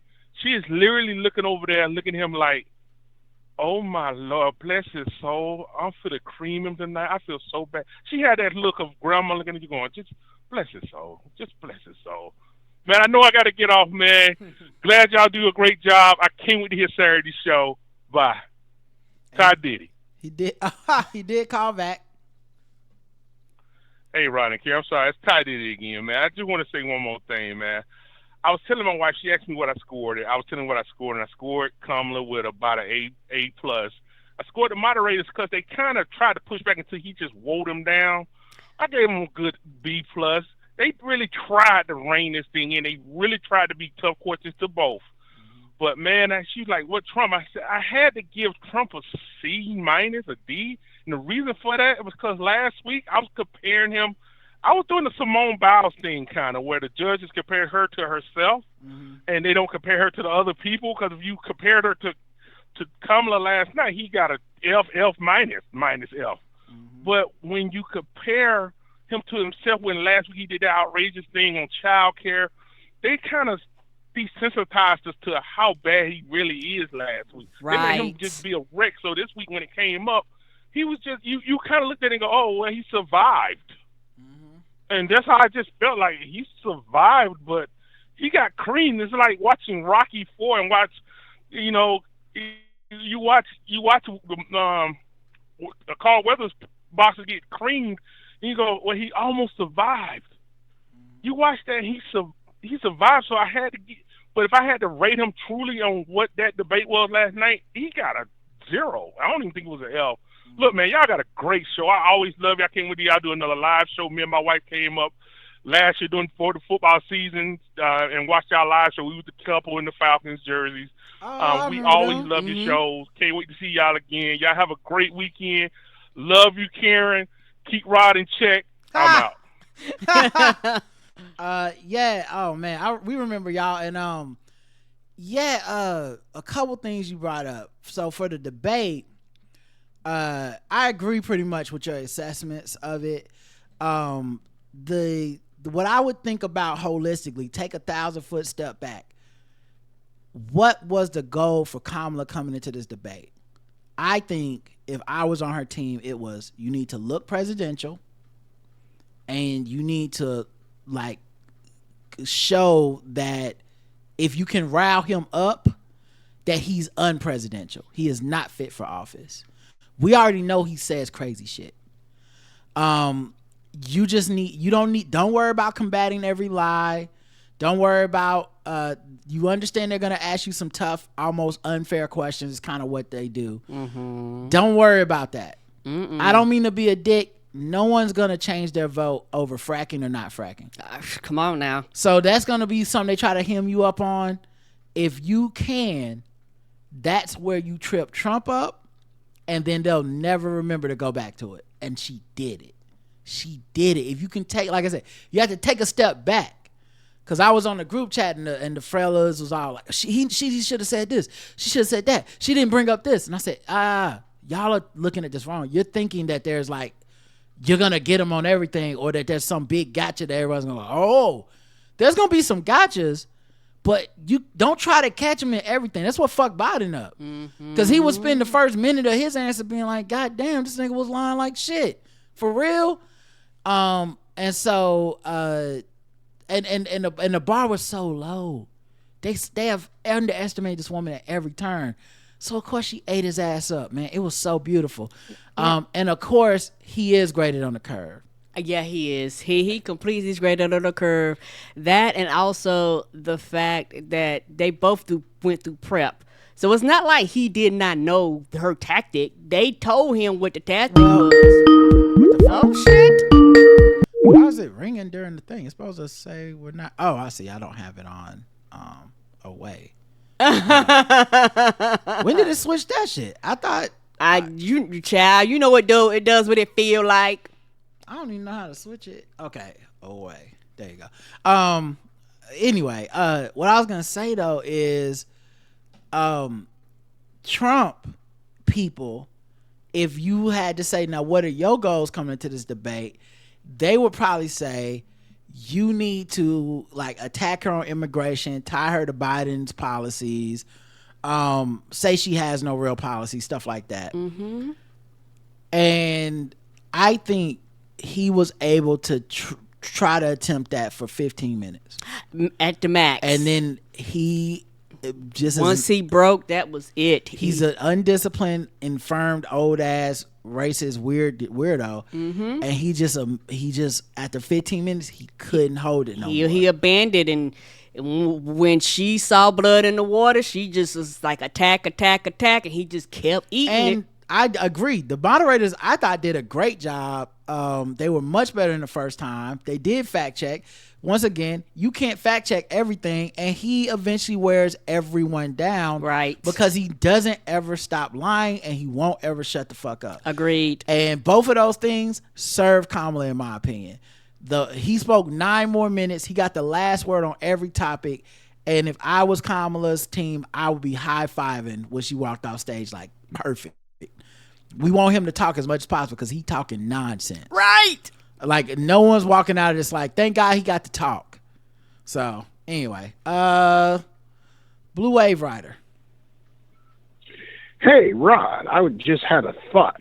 I listen to you on the Karen Hunter show every Friday, and you had a show last week or earlier this week where you talked about football and Kendrick, and basically you love football. At the same time, just the day before, Karen Hunter was talking about how much she despises football because of, modern day slavery and who gets rich off of black athletes. That would be a great topic for you two to banter about or discuss on the air. Anyway, that's my 2 cents. Out.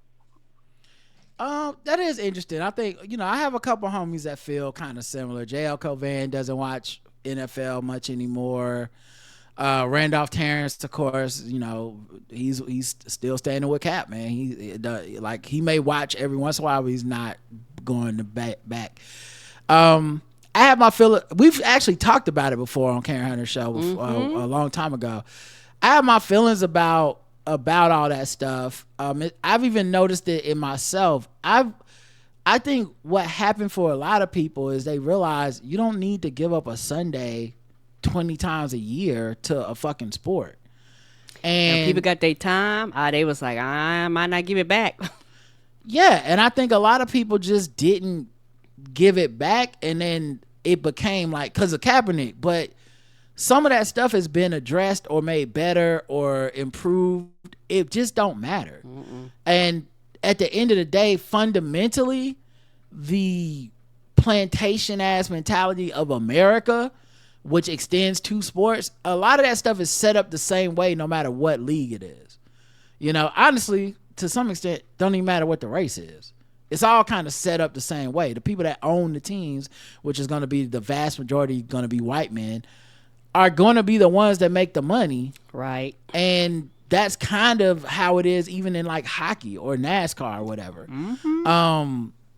So I think what people are more surprised by is there's this intolerance of allowing other people to continue to be righteous or good or upstanding if they do something different than you decide to do. And so there's people, where you can feel the venom in the attack of like, how can y'all watch this or whatever? And I'm like, I don't know. You watched it too. Right. Like, it's not like it got racist because of Kaepernick. They used to not have black quarterbacks. Right. They, it like to act like you can't even understand to me is the part where I'm like, I don't even really want to talk about it because that's fake to me. I just didn't have a whatever cutting off point you have that you decided everyone should have. That's on you. Yeah, this is your personal I know people that decision. stopped watching long before this because it was like, we don't like the policies they have about domestic violence. And they implemented new policies and everything, but they didn't come back. And at the end of the day, it's like you can't unsee what you saw. Right. And I told so many of my friends when they were like, I'm not watching until they do blank for Kaepernick. And they kept moving the goalposts, but it started like with, hey, they need to do something about race. And they did those things. And like, I'm not coming back. I said, okay. They need to give him his money. Okay, they lost the lawsuit. They paid him out. No, they didn't go to the lawsuit. They just paid him a certain amount of money. I'm still not watching. Right. And I'm like, I think that makes sense. I remember telling Justin that on the air. I said, you're never going to watch football again. And this was probably like a few weeks into the shit. And he's like, what you mean I'm not going to watch football, man? Blah, blah, blah. And I said, you're never going to watch football again because they did this. Right. And you can't unsee what they did. And it bothered you to a point where it made you stop watching. And I said, and now you got your Sundays back. Now you realize this shit is not the big dog it got to be. You can go out and do whatever you want to do. Wouldn't you rather spend time with your family and friends? Yeah, so don't come back. It's cool.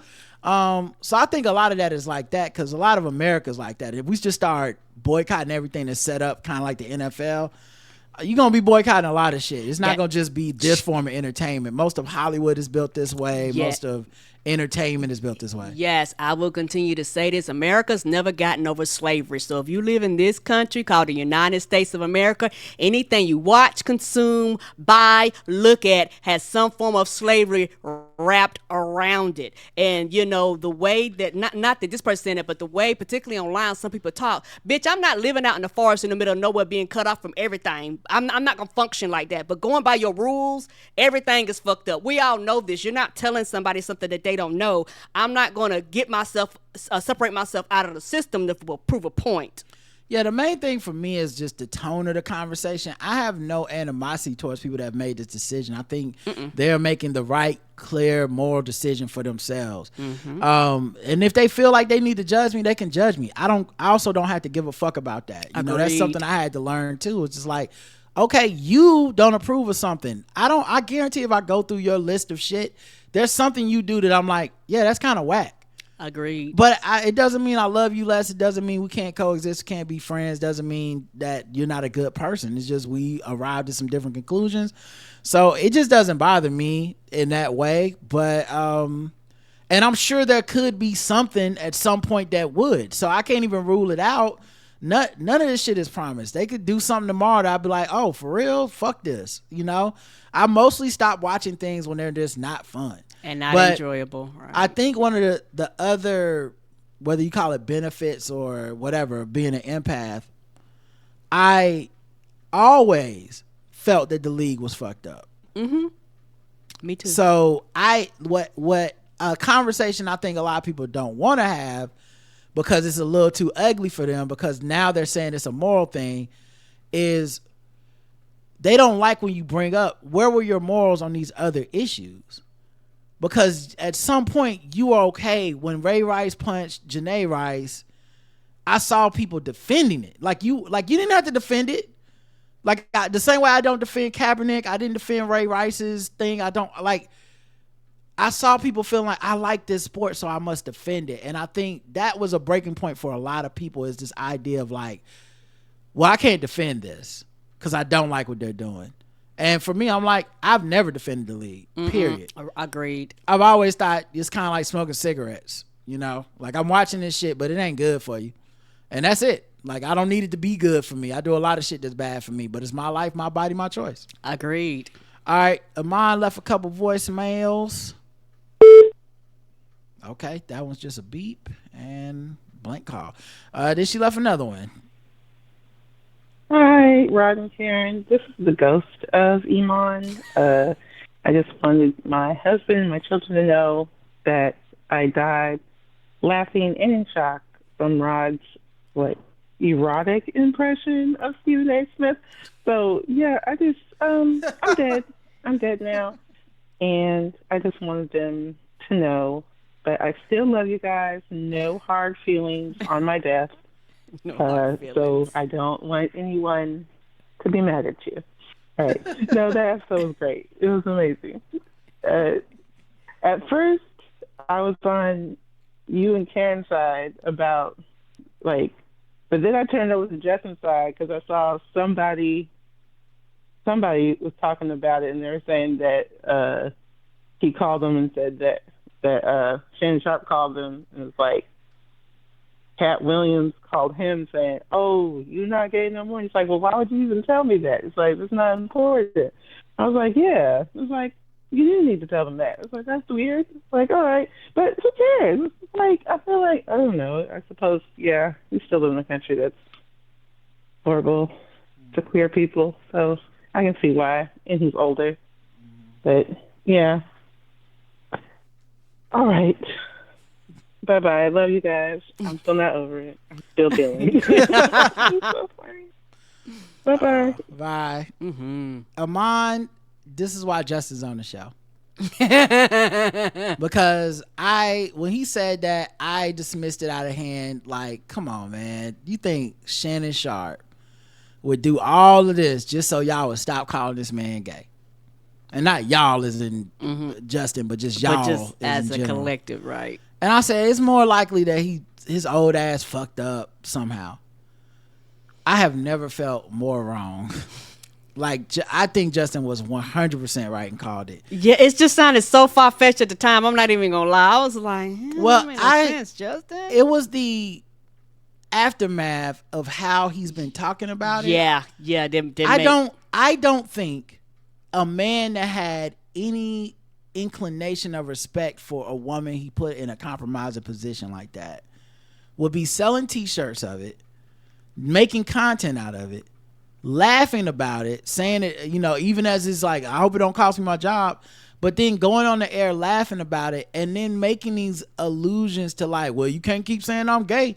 Chad Ochocinco saying it's the I was just glad it was a Michelle, not a Michael. I was like, oh my God, this gay shit bothered the fuck out of you. Yes, it did. And I'm not going to be like everybody else that tried to get caught up in the like, hey man, listen, Shannon Sharp, I don't know why y'all being homophobic. I know why, because he allows that on his platform. So, yeah. Hey, what's good for the goose is good for the gander, and it must bother you because you keep coming out trying to convince us like I'm not gay, I'm not gay, I'm not gay. Where was this energy when Cat Williams was on there saying people were sucking dicks to get jobs and letting people fuck them and all this shit? Why weren't you being like, well, why are you casting that aspersion on Ludacris and Lil Rel and fucking Kevin Hart? Like why would you even say some shit like that? That's fucked up. I wouldn't want people speculating about my sexuality like that with no proof. It's a very fucked up rumor to put out there. Meanwhile, comedians make jokes about Shannon Sharp's sexuality. He's talking about fighting people. So I can't put it past him that he didn't just do this for that reason. It's sad. Very sad. I wanted to put it past him, but yeah, at this point I'm like, yeah, he might have just put it out there just straight up for that, because this is not the reaction of somebody who did this by mistake. If there was some particularly sort with of the aftermath, I agree. Yeah, if there was some sort of like sexual thing that like if me and Karen accidentally left the cameras on and y'all heard us having sex, we're not coming on the air the next day to be like, I was knocking the bottom out that shit though. We're deleting the episode and we're just pretending that never fucking happened, or we're apologizing or whatever. We're not gonna be like, here's a shirt. That's crazy to me, but that's just me. Allegra left the last voicemail. Hi, Ron and Karen. It's Allegra. Just catching up on my shows. I'm still very much behind. I'm on your House of the Dragons recap, where the first big battle happens and we lose a good one. We lose a real one at the end of that one. Auntie Missy.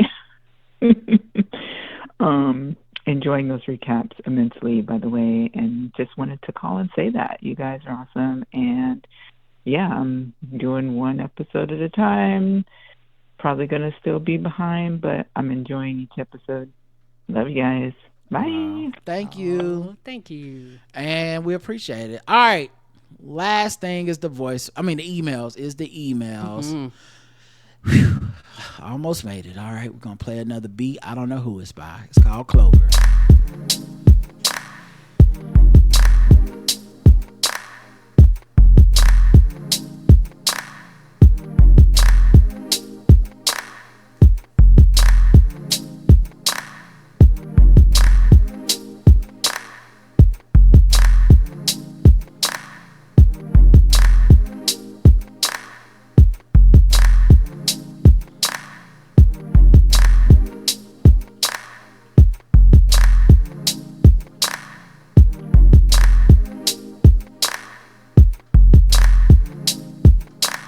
All right, email time. This one is from Aaron, who says, Gender Wars.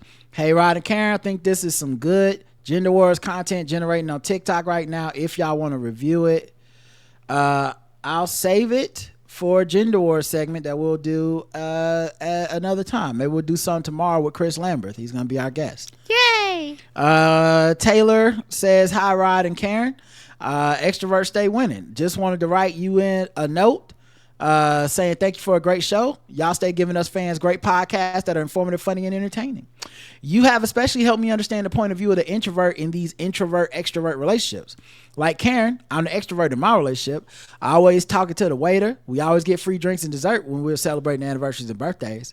But hearing your perspective allows me to be more aware than the introvert battery of my wife when the introvert battery of my wife is drained. Well, you know what? Then something good came out of it. Yeah, that's something I had to learn too. Like, because you only know yourself, and so sometimes it's hard to have understanding to somebody that has almost like that opposite personality of you. Because, like I say, a true extrovert, people fuel you. People like you, like, oh, people, more people, more people, more people, more people. Like I say, me and Roger, we going with two different bank accounts. Roger has when he goes into a setting, he goes, I have X amount of money. Each interaction knocks it down. His bank account becomes zero. It's time to go. No overdraft charges. My bank account is empty. The more you put in, the richer I feel. So those are two different perspectives. Yeah, and Karen's gotten really good at it too, like knowing that it's like, all right, I can see you winding down. Let's get out of here. Right, I'm much very much thankful better for that, because some people just they get high on that extroversion and those people, and then they just kind of throw you to the wolves. Like, man, fuck that. you know, and also I think it helps that I'm not a Appia's husband type of introvert. Like I can hold a lot of conversation. I'm very engaging. I'm funny. People like I'm just better in more like one-on-one sit down dinner situations than I am than a party. So you know, there's something to work with. Like I'm not a ruin the time introvert. So I know there are some introverts that are like, I'm going to ruin the party. So let me just fuck up the party for everybody. And I'm not that kind of person.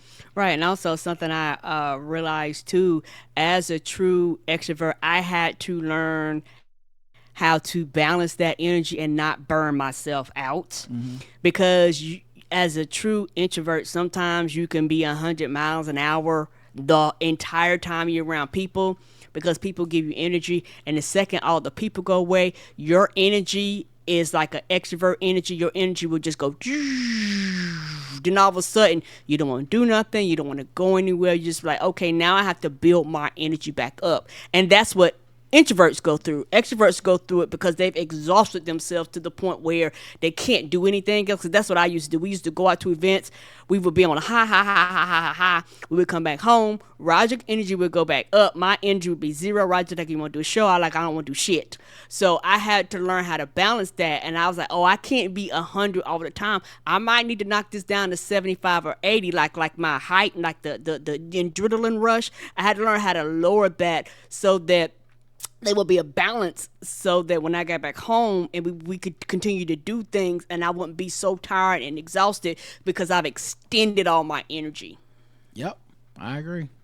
But I had to write about how extroverts stay winning. I casually mentioned how I love gummy bears and couldn't wait to raid my son's Halloween candy next month when engaging in small talk with my coworkers. Why did someone put a full bag of gummy bears on my desk next week saying the store was having a buy one get one free sale? Keep doing your thing, Karen. Us extroverts stay winning. Kojo. We do. I just want you to know, Kojo, things like that do happen to me too.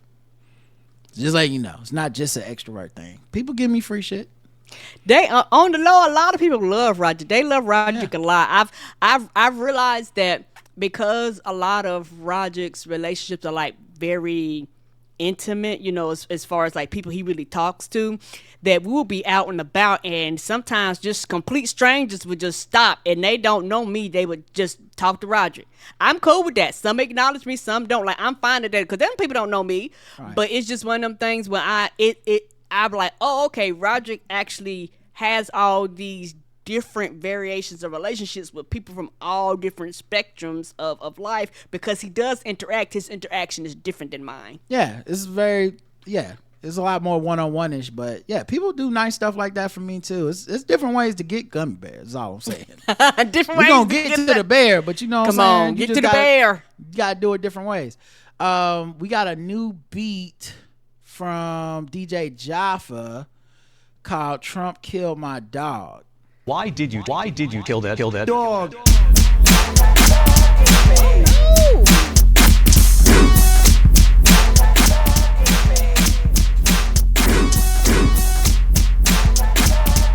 They're eating the dog. They're eating the pets. They're eating the dog. The dog. They're eating the dog. They're eating the pets. They're eating the dog. The dog. Why did you kill that dog? Why did you kill that dog? Why did you kill that dog? Kill that dog? Why did you kill that dog? Why did you kill that dog? The hell is wrong with you? That's hilarious. Y'all don't have no fucking sense, man. That's hilarious. DJ Java, what the fuck? when are we ever going to use that? I don't know. I guess we'll find something pop culturally gonna pop up. We're gonna find a reason to use it sooner or later. Oh my God. That's hilarious. What is wrong with y'all? What the fuck? Oh my God. Somebody made the time. Apparently so. You are wrong. All of you are wrong. Oh my God. Oh. Yeah, y'all. I mean, I appreciate it, man. We appreciate you coming through and doing your thing for us and whatnot. But yeah, that's these are our fans. What's wrong with you? What's wrong with y'all? You niggas are crazy. Our girl Jen, who made the banter song. Hey y'all, it's Jen, aka Esabalu, back with another beat nobody asked for. Girl, send them in. We don't care. We sure don't care. Hopefully it won't be short-lived and Kamala becomes our next president. But if you need something for election news, I have made this post-debate bop. I have a video to go along with it that makes her disses to Trump that much sweeter, but I'll leave the audio below. I'll also leave y'all a short version just in case. Now I'm trying to see if I play this on my computer because it's an IAF file. I ain't never heard of a file like that. That's fancy. I'm not sure which player app, to play it in. Which app plays that? Which player I don't have a Mac. I think it says open with iTunes. So will iTunes play it? I don't know. Let's find out. I guess we're gonna find out together. I don't know. You're running against me. Kamala Harris. Me. Kamala Harris. Me. This former president, we're not going back. This former president, we're not going back. This president, we're not going back. So let's be clear about that. We're not going back. I will call her Miss President. I will call her Miss. World leaders are laughing. World leaders are laughing. Stop with the continuous lying about this stuff. You're running against me. Kamala Harris. Me. Kamala Harris. This former president, they say you're a disgrace. This former president, fired by 81 million people. This former president, exhaustion and boredom. This president, running against me. Kamala Harris. Me. Kamala Harris. Me. Kamala Harris. You're running against Kamala Harris. Yes, I love it. I like that. We need. Yes, let's go. I didn't even ask for it's so funny. I didn't ask for this, but I've been thinking about it for a while. We don't have a political news segment music. I just go right into we don't. Here's the music. Here's the segment. So yeah, thank you. We'll definitely use it. We'll probably use the short version, obviously, for just for expediency's sake. And I'll figure out how to get this thing to play. If I have to convert it or something, I'll figure it out. But thank you so much. Oh my, y'all so talented. And hopefully it is. She wins, and we don't have to. We got like a month or 2 months or something.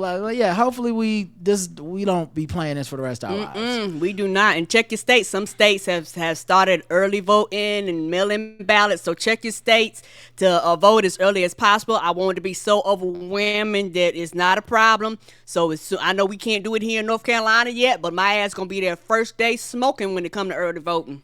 51 days until the damn election, says Steph. Hey, y'all. Hope y'all are good. Saw the debate. I can't lie about feeling worried for VP Harris, only because that man is a buffoon. Because once I realized what her strategy was, I calmed down. People are complaining that they, especially her, didn't speak about the issues. It was never about that this time around. We all know it.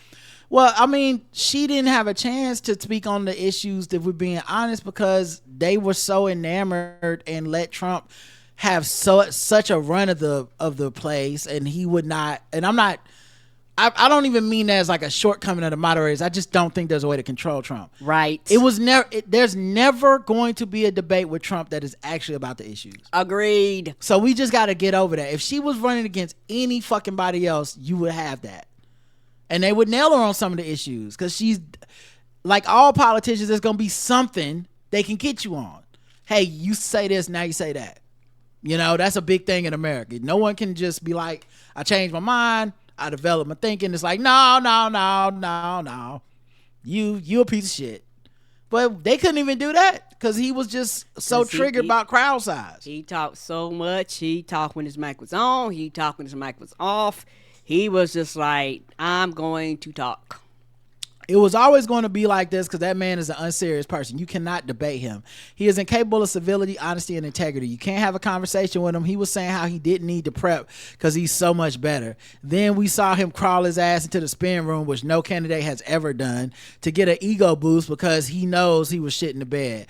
I love the trap she set for him because the goal was to make him look as he is, and she succeeded. Yeah. And what's funny too is like the excuses. Oh, she must have had the answers beforehand. She must have had an earpiece in because how could it's all because you're racist and sexist. You can't imagine this black woman is just excellent, which in order to be president, any black person make it that far will be, because we don't get to be like Trump where you failed at everything in life and then someone's just like, well, make him president. You got to be 10 times better, twice as good, half as much, all that shit. It's real in America, and that's what she is. And that's why he never stood a chance. I've been confident from day one. I'm telling you, the second Biden flunked that debate, and I was like, as long as it's Kamala, we going to be in good hands. And she is exceeding all expectations that anyone laid out before her. And part of the reason is because the expectations was way too low, because motherfuckers are racist and sexist in America, and they really thought she was gonna get up there and it was gonna be like that one interview they keep playing over about immigration, like, look at how she fucked that up. Motherfucker, that was like 3 years ago. What are you talking about? And it's the one time, by the way. It's not like you have a reel of that. What, that's the only interview she ever did? Y'all, that's y'all being stupid, not me. So I was expecting her to do what she did, and she trounced his ass. And I'm glad she did. And she scared him so much that she immediately was like, oh, we can do it again. He was like, I don't know. I was like, right. That's why I said no. Yeah, that's why I was like, I wanted to watch this because like they will not debate again. Yes. I already knew. I was like, they're not going to debate again. Yep, I agree. Watching the debate, I tried to understand this man, but I just cannot. I think I'll need a degree in psychology or be a member of Criminal Minds. It's obvious he wants power. He envies Putin, Kim Jong-un for the power they have, wants to emulate them. He'll let his flunkies do whatever, draft whatever bills, as long as he can be king with the crown. This man is pathetic, the worst version of a human being. I wonder if he knows what he is. This man is 80 and won't change. He'll die as he is. Yet people in the media still say VP Harris has no plans, even though Trump said he had concepts, so nothing. They still call her stupid. The bar is so low for Trump and impossible for everyone else. Is embarrassing. I don't know what media y'all watch or consume. I'm not seeing those things, but I'm very judicious about what I will spend my time watching. Right. I would never watch anybody or anything that called Kamala Harris stupid. I've seen Trump say stuff like that, and I expect him to because he's a piece of shit and racist. I don't, if there's other people saying stuff like that, I would advise you, do not watch that shit. Don't engage with those people online, whether they be trolls or not. There is not in good faith. And also, personally, I don't see what is the, maybe I don't know. Maybe there is some benefit to elevating these people. But when I see a piece of shit racist say some ignorant shit on Twitter, I just don't see what we get out of quote tweeting them and helping raise their platform, because they're not signaling to us. They're wanting us to raise the signal for them so they can reach other racist people. Yes, and I personally think we do it off of the addiction of the dunking. It makes us morally feel better, regardless. Not trying funny. If it ain't really doing shit, we temporarily get a boost by sharing it to the people we follow. Look at this piece of shit. And the next person, look at this piece of shit. And enough of this, look at this piece of shit, it will eventually go from the left over to the right. And when they get it, they actually go, yeah, this piece of shit was right. So, but if we would have left them alone, it would have never did this roller coaster. It would have died in the darkness. And right. And you're right. Everything you just said is right. I think it's honestly just people get off on fighting. Mm-hmm. And so, here's somebody to fight with. I'm not fighting with anybody over Kamala Harris because I know I'm right. Right. I know she's excellent. Y'all have not made a good point. I would engage with a legitimate point if I saw one. Agreed. But I ain't seen one yet. So it is what it is. Can't wait to vote. P.S. I'm Haitian and the crap we've been hearing is activating us. It's so stupid to say we eat cats when even though we are poor, we are food snobs, especially with our meat. Superstition still runs wild in Haiti. Cats are just pest control. He just wanted to do a blood libel. He knows his base will believe it. That's that loser. Thanks for reading. Thank you, Steph. Yeah, and there are consequences to that. They've been having to shut down schools, shut down City Hall, and shit like that. Threats, yeah. Right, and it would not be surprising when they investigate a lot of that shit out for fuckers that don't even live in the goddamn state, nowhere around there. People just like to do bullshit like that to scare people. Yep, and they know people are gonna do it, and they still say that stuff anyway. Right. Celeste says, hi, Rod and Karen. Great shows this week. I know on Wednesday's episode with Karen and Justin, you started to talk about a few movies and shows you're watching now that you will review. General question for you both. Since the resolution of the strike last year, what is your impression of the quality and quantity of new programming? To me, at first it seemed like a slow trickle. Now it seems like a flood. I have one full-time job and essentially 2 part-time jobs, so my TV time is limited. Do you both have any systemic way of discovering new content or prioritizing what you want to try to watch? Thanks. I don't. I wish I had a better answer for you. I do feel like there's a deluge of content and it's impossible to keep up with, but I never was a person who tried to keep up with everything. Right. And that's funny. I keep up with even less stuff than Roger does. Yeah.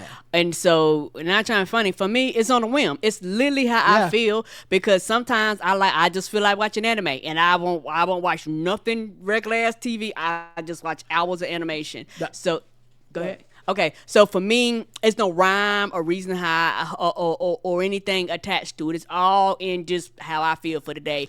And there's a lot of popular shit that I have not watched, will not watch, probably will never watch. And I'm okay with, I don't have FOMO. Like, I'm all right with not knowing. There's some shit that I watch because everybody else watch, but most of the time, I don't. Yeah, the only couple things I'll add is we also game a lot. Yes. So a lot of people, they watch stuff for most of their pastime, and I video game for probably most of my pastime. So when they're like, I watched all of the Bear and all this shit, I'm like, I beat Astrobot. You know what I'm saying? That might take 15, 30 hours. Who knows? So that's a big thing. The second thing is, I think everything is mostly about the same level of quality. If you think that's good, that's good. If you think it's bad, it's bad. But I think most things are about the same level of quality as always. There's always just a handful of shows that truly stick out in movies and stuff.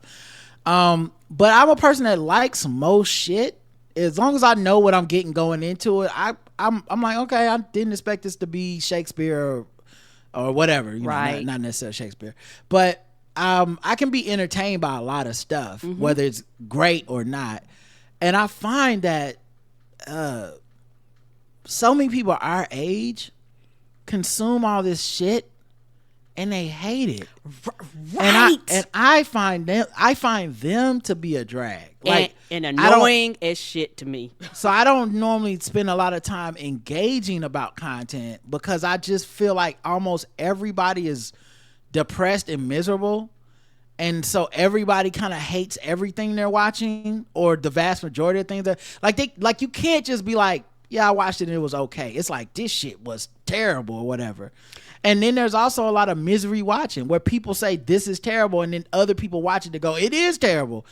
And so I don't participate in that stuff. So I think that's one of the reasons I don't watch everything, is because people will say like, this season of The Bear sucked. Okay, well, cool. I'll get it when I get it. I'm not fucking pressed. Right, and also I think Roger gets true. Yeah, we do play a lot of games because I just beat Potion Permit, and yeah, like Roger said, I played that shit like 4, 5, 6, 7, 8 hours straight. Like, I fucking love that game right now. And so yeah, a lot of times people consume that. Like Roger said, we play video games. Also, I realized this. When it comes to consuming things on TV, a lot of people treat it like a job because they have that FOMO feeling. And guess what? You're going to wear yourself out. And a lot of people will not admit that they have fatigue from trying to be on top of everything. And anytime you ask for a suggestion, you get hundreds of suggestions. You can't keep up with everything. You can't do everything. You feel like whatever the thing in you is that makes you feel like you have to consume everything. I don't have that, but for a lot of people, it becomes a job. And when it becomes a job, it becomes miserable. And also, a lot of people know certain things ain't they jam. Like, I know I don't watch scary shit, so why the fuck would I watch American Horror Stories? Like, it's certain, and people, when they consume everything, sometimes they go into genres that they otherwise wouldn't go into, and then they complain about it. Why are you here? You don't like this genre. Yeah, my favorite is when somebody hates something and then they ask me why I didn't watch it. Like, bitch, you told me. Leave me alone. You were hating on this thing. And then I think the two things that happen there is, one, a lot of times people over exaggerate the hate and they don't want to admit, I kind of like this shit. Right. It's actually not that bad, or whatever's problematic about it, I got over it and I enjoyed it. I remember Westworld was like that. All these people told me it was offensive because it had Native American caricatures in the first episode or something. And they said, don't watch it. It's fucking anti-Native, da, da, da. I said, okay, I'm not going to watch it. Motherfucker, 8 weeks later, are y'all going to review it? What do you mean am I going to review it? You told me not to watch it. You said it was fucked up and racist. Oh, no, it's good, man. You should check it out. Oh, suck my dick, you know? Right. So I think that's a big thing that happens with it. And then also just, it's easy for me to admit I'm at capacity and I don't feel like watching anything else. So I'm cool. Yeah, and also people have limited amount of time, and people don't want to admit they have limited amount of time. Mm-hmm. So instead of them admitting I just can't keep up with everything, they're complaining about sometimes shit they haven't even watched because they don't have the time to watch it. Instead of just saying I don't have the time, if they see people hating on it, they'll jump in on the hate even if they have no reason to hate it, and they won't watch it because they were never going to watch it in the first place. I like to have something to balance being so focused on the election. That was my mistake in 2016. It really impacted me, not in a good way. For the 2020 election season, I had incorporated a few things to help deal with the stress of everything happening at once, but it was still hard. Having other good TV and movies to watch helps to balance all the other times I'm hyper-focused. Maybe start gaming. If you're not already. I'm sure you will have already spoken about by the time it comes to emails, but I want to talk about the state of the presidential election. As an OG VP Kamala Harris supporter from when she ran in 2019 and 2020, cue the I told you, didn't I tell you clip. All right, give me a second. I'm on the request line. Right. Oh, boom, man. boom, boom. I told you. What did I tell you? Didn't I tell you? 'Cause I told you. Mm-hmm. And when did I tell you? A long time ago. And what did I say will happen when I told you? Exactly what just happened. Back to this. She says, also as a student of history, I also am seeing where 45 and Vance and their supporters are going now. They are not waiting for a big event insurrection. They are trying to basically recreate the terroristic violence against all black, brown, Asian, and other marginalized groups that has been a part of this country since the beginning. I think 45 and Vance may have the instincts on this, but it is the people behind Project 2025 and all of the ways they are intertwined in law enforcement, local and state government, business, etc., all across this country who really want to bring back the life that in the U.S. before the 1960s up to and including way back to slavery. I think this is the play as well as the strategic people. This is the play as well as I guess he has the strategic people they have in place in local election board, state government to not count Harris and Walt's votes. We'll see. I think that might be what they would like to happen. I think it is going to be much harder to try to fuck up the votes than people realize, because a lot of us have forgotten that after the January 6th insurrection, Congress passed a slate of laws that was like, if you fuck with this goddamn election, we will fuck you up and you will go to jail. Right, because they was like, we don't want no bullshit. It's going to be interesting to see what happens when it comes down to jail time for these people, because not everybody is down for all that shit. They want an easy cool. I'm of a mind that, I know this is an unpopular opinion because we live in a world of like, everything is the most dangerous thing ever and we should always be worried the most ever and anxiety should never go down. But when I tell y'all, I think these are the most bitch-made racists America has ever produced. Yeah. These motherfuckers ain't tough, dog. They not about it because they just want to look tough. Right, because when that jail time started really rolling, or the first few people was like, take that shit to trial. They was like, okay. Them other people was like, oh, no. Oh, jail time? Nah, I'll plead out. I'll give you anything you want. They started folding. But there's also not as many of them as y'all think there are. Right. I don't mean there's not as many racist people. I mean there's not as many bout it, dyed in the wool, we gonna steal the election racist people.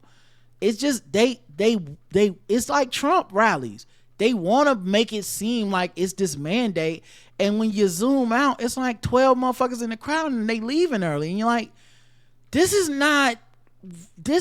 the big blustery show that a cornered animal makes so that you don't kill it. And right. I think we're in the death throes of a lot of this shit, because if they can't make this happen with Trump, they have to go back to the drawing board and reevaluate, because they will not have a viable electable party after this.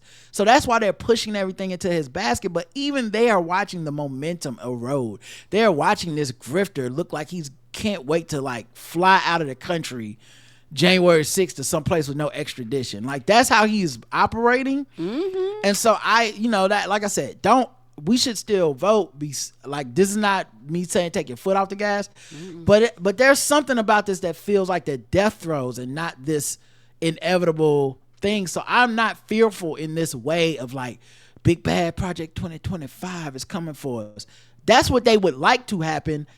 They gonna have to make it happen over our dead bodies. I don't think they got it. I agree. I don't think they got it either. And it's also, one of those things, if a lot of people on the left would not trying funny, so tied up in their own anxiety, they could see the animal dying. But they're so tied up in a panic mode, and everything's wrong and nothing is right, and everything has to be presented in a certain way for them, that they miss what's happening on the other side, because it's actually not functioning well. And a lot of them that's why a lot of them started turning, and a lot of them started saying, hey, I'm going to vote for Kamala and shit like this, because for them, they understand their party is dying. If Donald Trump loses this election, all those fucking Trump voters are gone. And because those people vote for Trump and no one else. These people do not go, and they don't vote in regular ass elections. They're not going to support none of these fucking Republicans. They just are not going to do it. And Donald Trump showed how much his power is not as powerful. Most people that he supported in the last election fucking lost. So that showed you that the fucking Trump voters vote for Trump, and they don't care about the rest of the shit up underneath him. They probably go in, vote for Trump, and leave the rest of them motherfuckers blank. They don't care. Yeah, they haven't successfully converted MAGA voters to Republican voters, and they haven't really and Trump has never supported candidates as a party. You can support himself. They don't spend a lot of money down ballot for other candidates. Like it's so anyway, I'm more hopeful about this than some folks are, and like maybe that makes me the outlier on our side, but I'm okay. I was also hopeful and very adamant about this Kamala thing, and I think it's been going great. I know a lot of people like Shapiro here in PA, but let me tell you, I have continued to give him the side eye because he was an attorney general. He did not go after the clear evidence of elected officials who were part of the electoral shenanigans from 2016 up to 2020 election. He nor the new attorney general in PA have gone after, to my knowledge, state officials involved in the fake elector scheme for violating state law. It has only been the federal government. I think he is underestimating West Pennsylvania, PA, and how much they are willing to pull some dumb shit again 45 and to undermine Cassie being reelected and the Harris Walls ticket. All right, well, we'll find out if you are right. Hopefully you're wrong, though. We will find out. Anyway, everyone be safe, keep alert. The whole cult will not do well being humiliated, will lash out, but we are still going to press forward. Of course. John says, Shannon, Kamala, etc. Grrr. Whoops, accidentally hit the wrong record button. Ha. Good morning, Rod and Karen. What a lovely treat it was to get a pre-game episode in the main feed. I usually have to log into the website and listen on my computer, so it's nice to have one on my phone /car. What a great episode it was. Well, don't forget, we do have RSS feeds for those if you want to put it into your phone apps. I know it works with the Apple Podcast app and a couple other apps. It does. And so there's ways to listen to our premium on your phone. It doesn't always have to be through the website, but either way, we appreciate it. The Shannon Sharp sex video could have been the result of hackers. While hackers usually go for credit cards and money, I was on Zoom call that got hacked by some kids who dropped porn onto the screen, apparently just for the fun of it. If someone just wanted to mess with Shannon for whatever reason, I could see them hacking his live feed, dropping a porn video of a black man fucking that is just vague enough that people could imagine it being him. Stranger things have happened, but your analysis was so much fun. Well, you were wrong, because he came out and confirmed it was him and said he wasn't hacked, so he lied about the hack. So yeah, that motherfucker did that shit, bro. And now he's like got t-shirts printed up about the shit. If If I had a time machine where I could go back 2-3 years, I would have never seen this for Shannon Sharp. I did not know he was this type of bird. Career Paul Pierce lost his job. Yeah, Paul Pierce made it rain so that Shannon could throw back shots. Absolutely. I'm absolutely thrilled that people are finally recognizing how great Kamala is. Just win, baby. But I have noticed several of my white friends who wouldn't give her the time of day during the primary. So they are now leaning onto the notion of how much better she is in 2024. A little too hard for my taste. Some of them got caught up in the she's a cop bullshit, or the fact that she wasn't on the board with the Medicare for All and all the Green New Deal, which were both progressive litmus tests at the time, at least with very online white progressive. And many of them were already firmly in their Bernie or Warren camps well before the primary even got rolling, and had no interest in considering anyone else. I remember it well because I was trying on my Facebook page constantly highlighted policies and clips of great performances at congressional hearings, and the response was mostly crickets. Yeah, I remember that time too, and it wasn't just white people. I think one of the things that was and we'll never have a true recognition of this, but one of the main problems at that time was that a lot of liberal, progressive, activist type black people got red pilled or propagandized into not looking up her record and just believing misinformation about her record. And then anyone who actually hit them with facts was some kind of coon.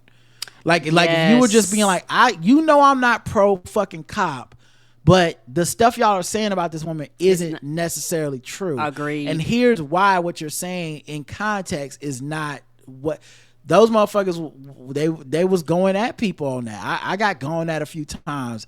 I kept most of my comments to our podcast because it was a place where we could be honest and more thoughtful and nuanced. And we got very little backlash on our podcast because people were mostly being informed. They're like, I hadn't heard this. So she reduced those charges so that black men, because they kept being, she threw black men in jail. And it's like she reduced trafficking charges to mild possession charges. To fines.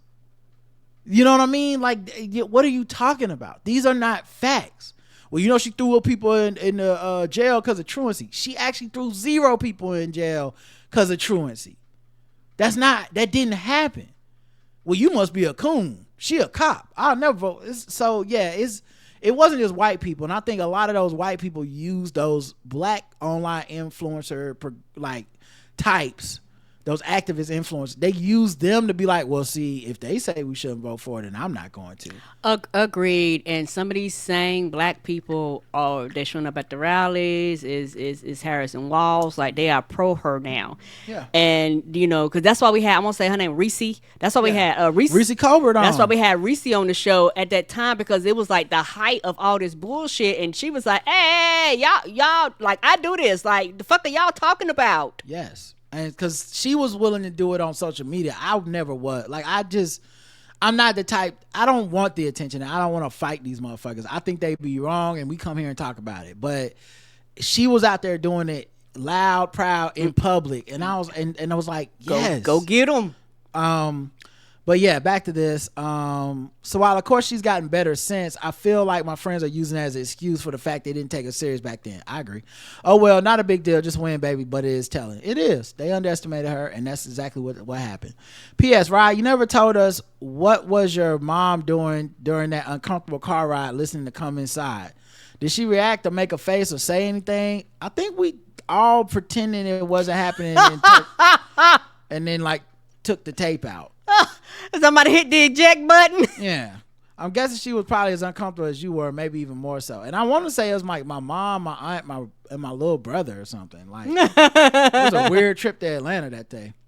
Lastly, Cassie says, starting off right. Hey, y'all. So Tuesday was my birthday. I'm officially entering the 40 club. Woo, woo. Welcome to Not Giving a Fuck. Right. I just knew I wasn't going to ruin my day by watching the debate because I knew that former president was going to be his normal racist, sexist, weird self. But as a political nerd, that FOMO hit me as soon as I saw she made him shake her hand. I gave in and watched. Then when I tell you watching my good sis drag that man from pillar to post was the best birthday present, woo! They so mad. They are saying she cheated because one of the moderators was also AK. Girl, they had every excuse in the book, Cassie. I'm gonna be honest, the excuses made me laugh as much as the debate. Like, I was smiling all week, like, oh, she must have had something in her ear. Oh, how could she be prepared? She must have got the question beforehand. Or she just is a fucking not an idiot ranting like your goddamn presidential candidate Right. is. And when have y'all gave a fuck about black sororities? Right. She's an AKA. Well, so are there thousands of these motherfuckers. What? Right. What are you talking about? Ask them what it stands for. They couldn't tell you. Right. The sorority must have gave it to her. Love the reaching. And you know Angela Rye exposing Jill Stein as a political grifter was a cherry on top. Yeah. And it happened on the Breakfast Club in front of Charlemagne, which I do appreciate because that's the platform that actually exposed Jill Stein and her propaganda to a lot of black America. Was Charlemagne sitting there not challenging anything she's really saying and just banging on Democrats because he's very much he's very much in the lane of being an operative himself. So having Angela Rye there who actually went in, I appreciate it. Yeah, and this is one of the reasons that I actually think having Kamala Harris, this is one of the things people weren't thinking about when I was like, it needs to be her. Because a person like Angela Rye, I think does not go as hard if it's Biden. Because I've listened to her podcast, I've listened to her talk about stuff. They like that Tiffany Cross podcast, I think it's called Native Land and stuff, with her and Andrew Gillum.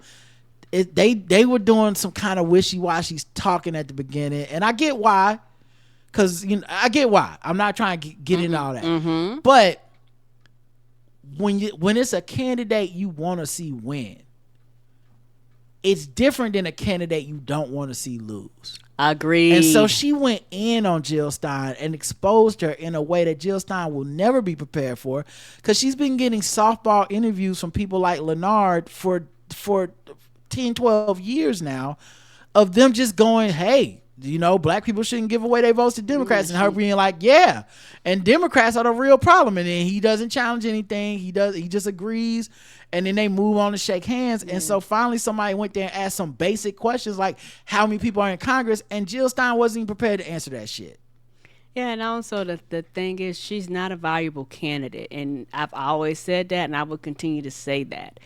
And and instead of you answering the questions, it's always the Democrats. Well, bitch, how the Democrats against you? Right. The Democrats, never the Republicans, just Democrats. Right. Nobody else is trying to quote unquote keep you out. Okay. Right. She's sitting at the table with Putin. Like, we know who this is. The woman grifted all these people out of millions of dollars during the 2020 after the 2020 election, talking about she was going to do a recount. Why the fuck would you do a recount when you're a person that doesn't want to see the Democrats win? You took that money. No one knows where that fucking money went. Right. I called a dime. I called this woman out from day fucking one on our podcast. Yes, when she first showed up. I'm just glad people are showing up. Shout out to my man Corey from Living Color. Welcome to the party, pal. Y'all just now realizing this bitch a grifter. She been sitting up here looking like Cruella de Vil for fucking 12 years, if not longer. Right. Never been a serious candidate. How many people in Congress? You don't know. I don't know, 600? What? How many Supreme Court justices? 75? Bitch, look something. You ain't Google nothing? You ain't look nothing up. You don't know anything. And it's also, one of them things where the questions were basic. This shit that she should have known, and then when it was like, well, what have you won, which is the shit that I have been saying, you don't do shit, we only see you every 4 years, get the fuck out my face. Yeah, you don't run down ballot candidates. You're just not you're not real. You're just here to distract and siphon off votes and get Republicans and conservatives in power. That's what you're for. You're not here to govern. You're not going to do any of this stuff. Yes, and even here in North Carolina, Kennedy was on the ballot here in North Carolina, and he tried to get his name off, and at first they was like, we already got this shit up, we're not doing it. And then they turned around, it was like, we're gonna take your name off. Good, because fuck him, don't make him an option. No, that's wrong. This is a problem. He should have stayed on the ballot. The reason he wants off the ballot is because he was having the opposite effect. He wanted to be on the ballot when they thought he would somehow take away Joe Biden's votes. Once Joe Biden dropped out and it was Kamala, and prominent conservative people started saying, well, I would vote for RFK, like Joe Rogan, all of a sudden he was like, take me off the ballot. because he was going to have an opposite effect. If he would have been on the ballot in North Carolina, there were going to be conscientious, objective Republicans who can't bring themselves to vote for a Democrat, right? But would have voted for RFK. And so fuck that. That's like, it's fuck. You know why they did that? Because we have a conservative Supreme Court now.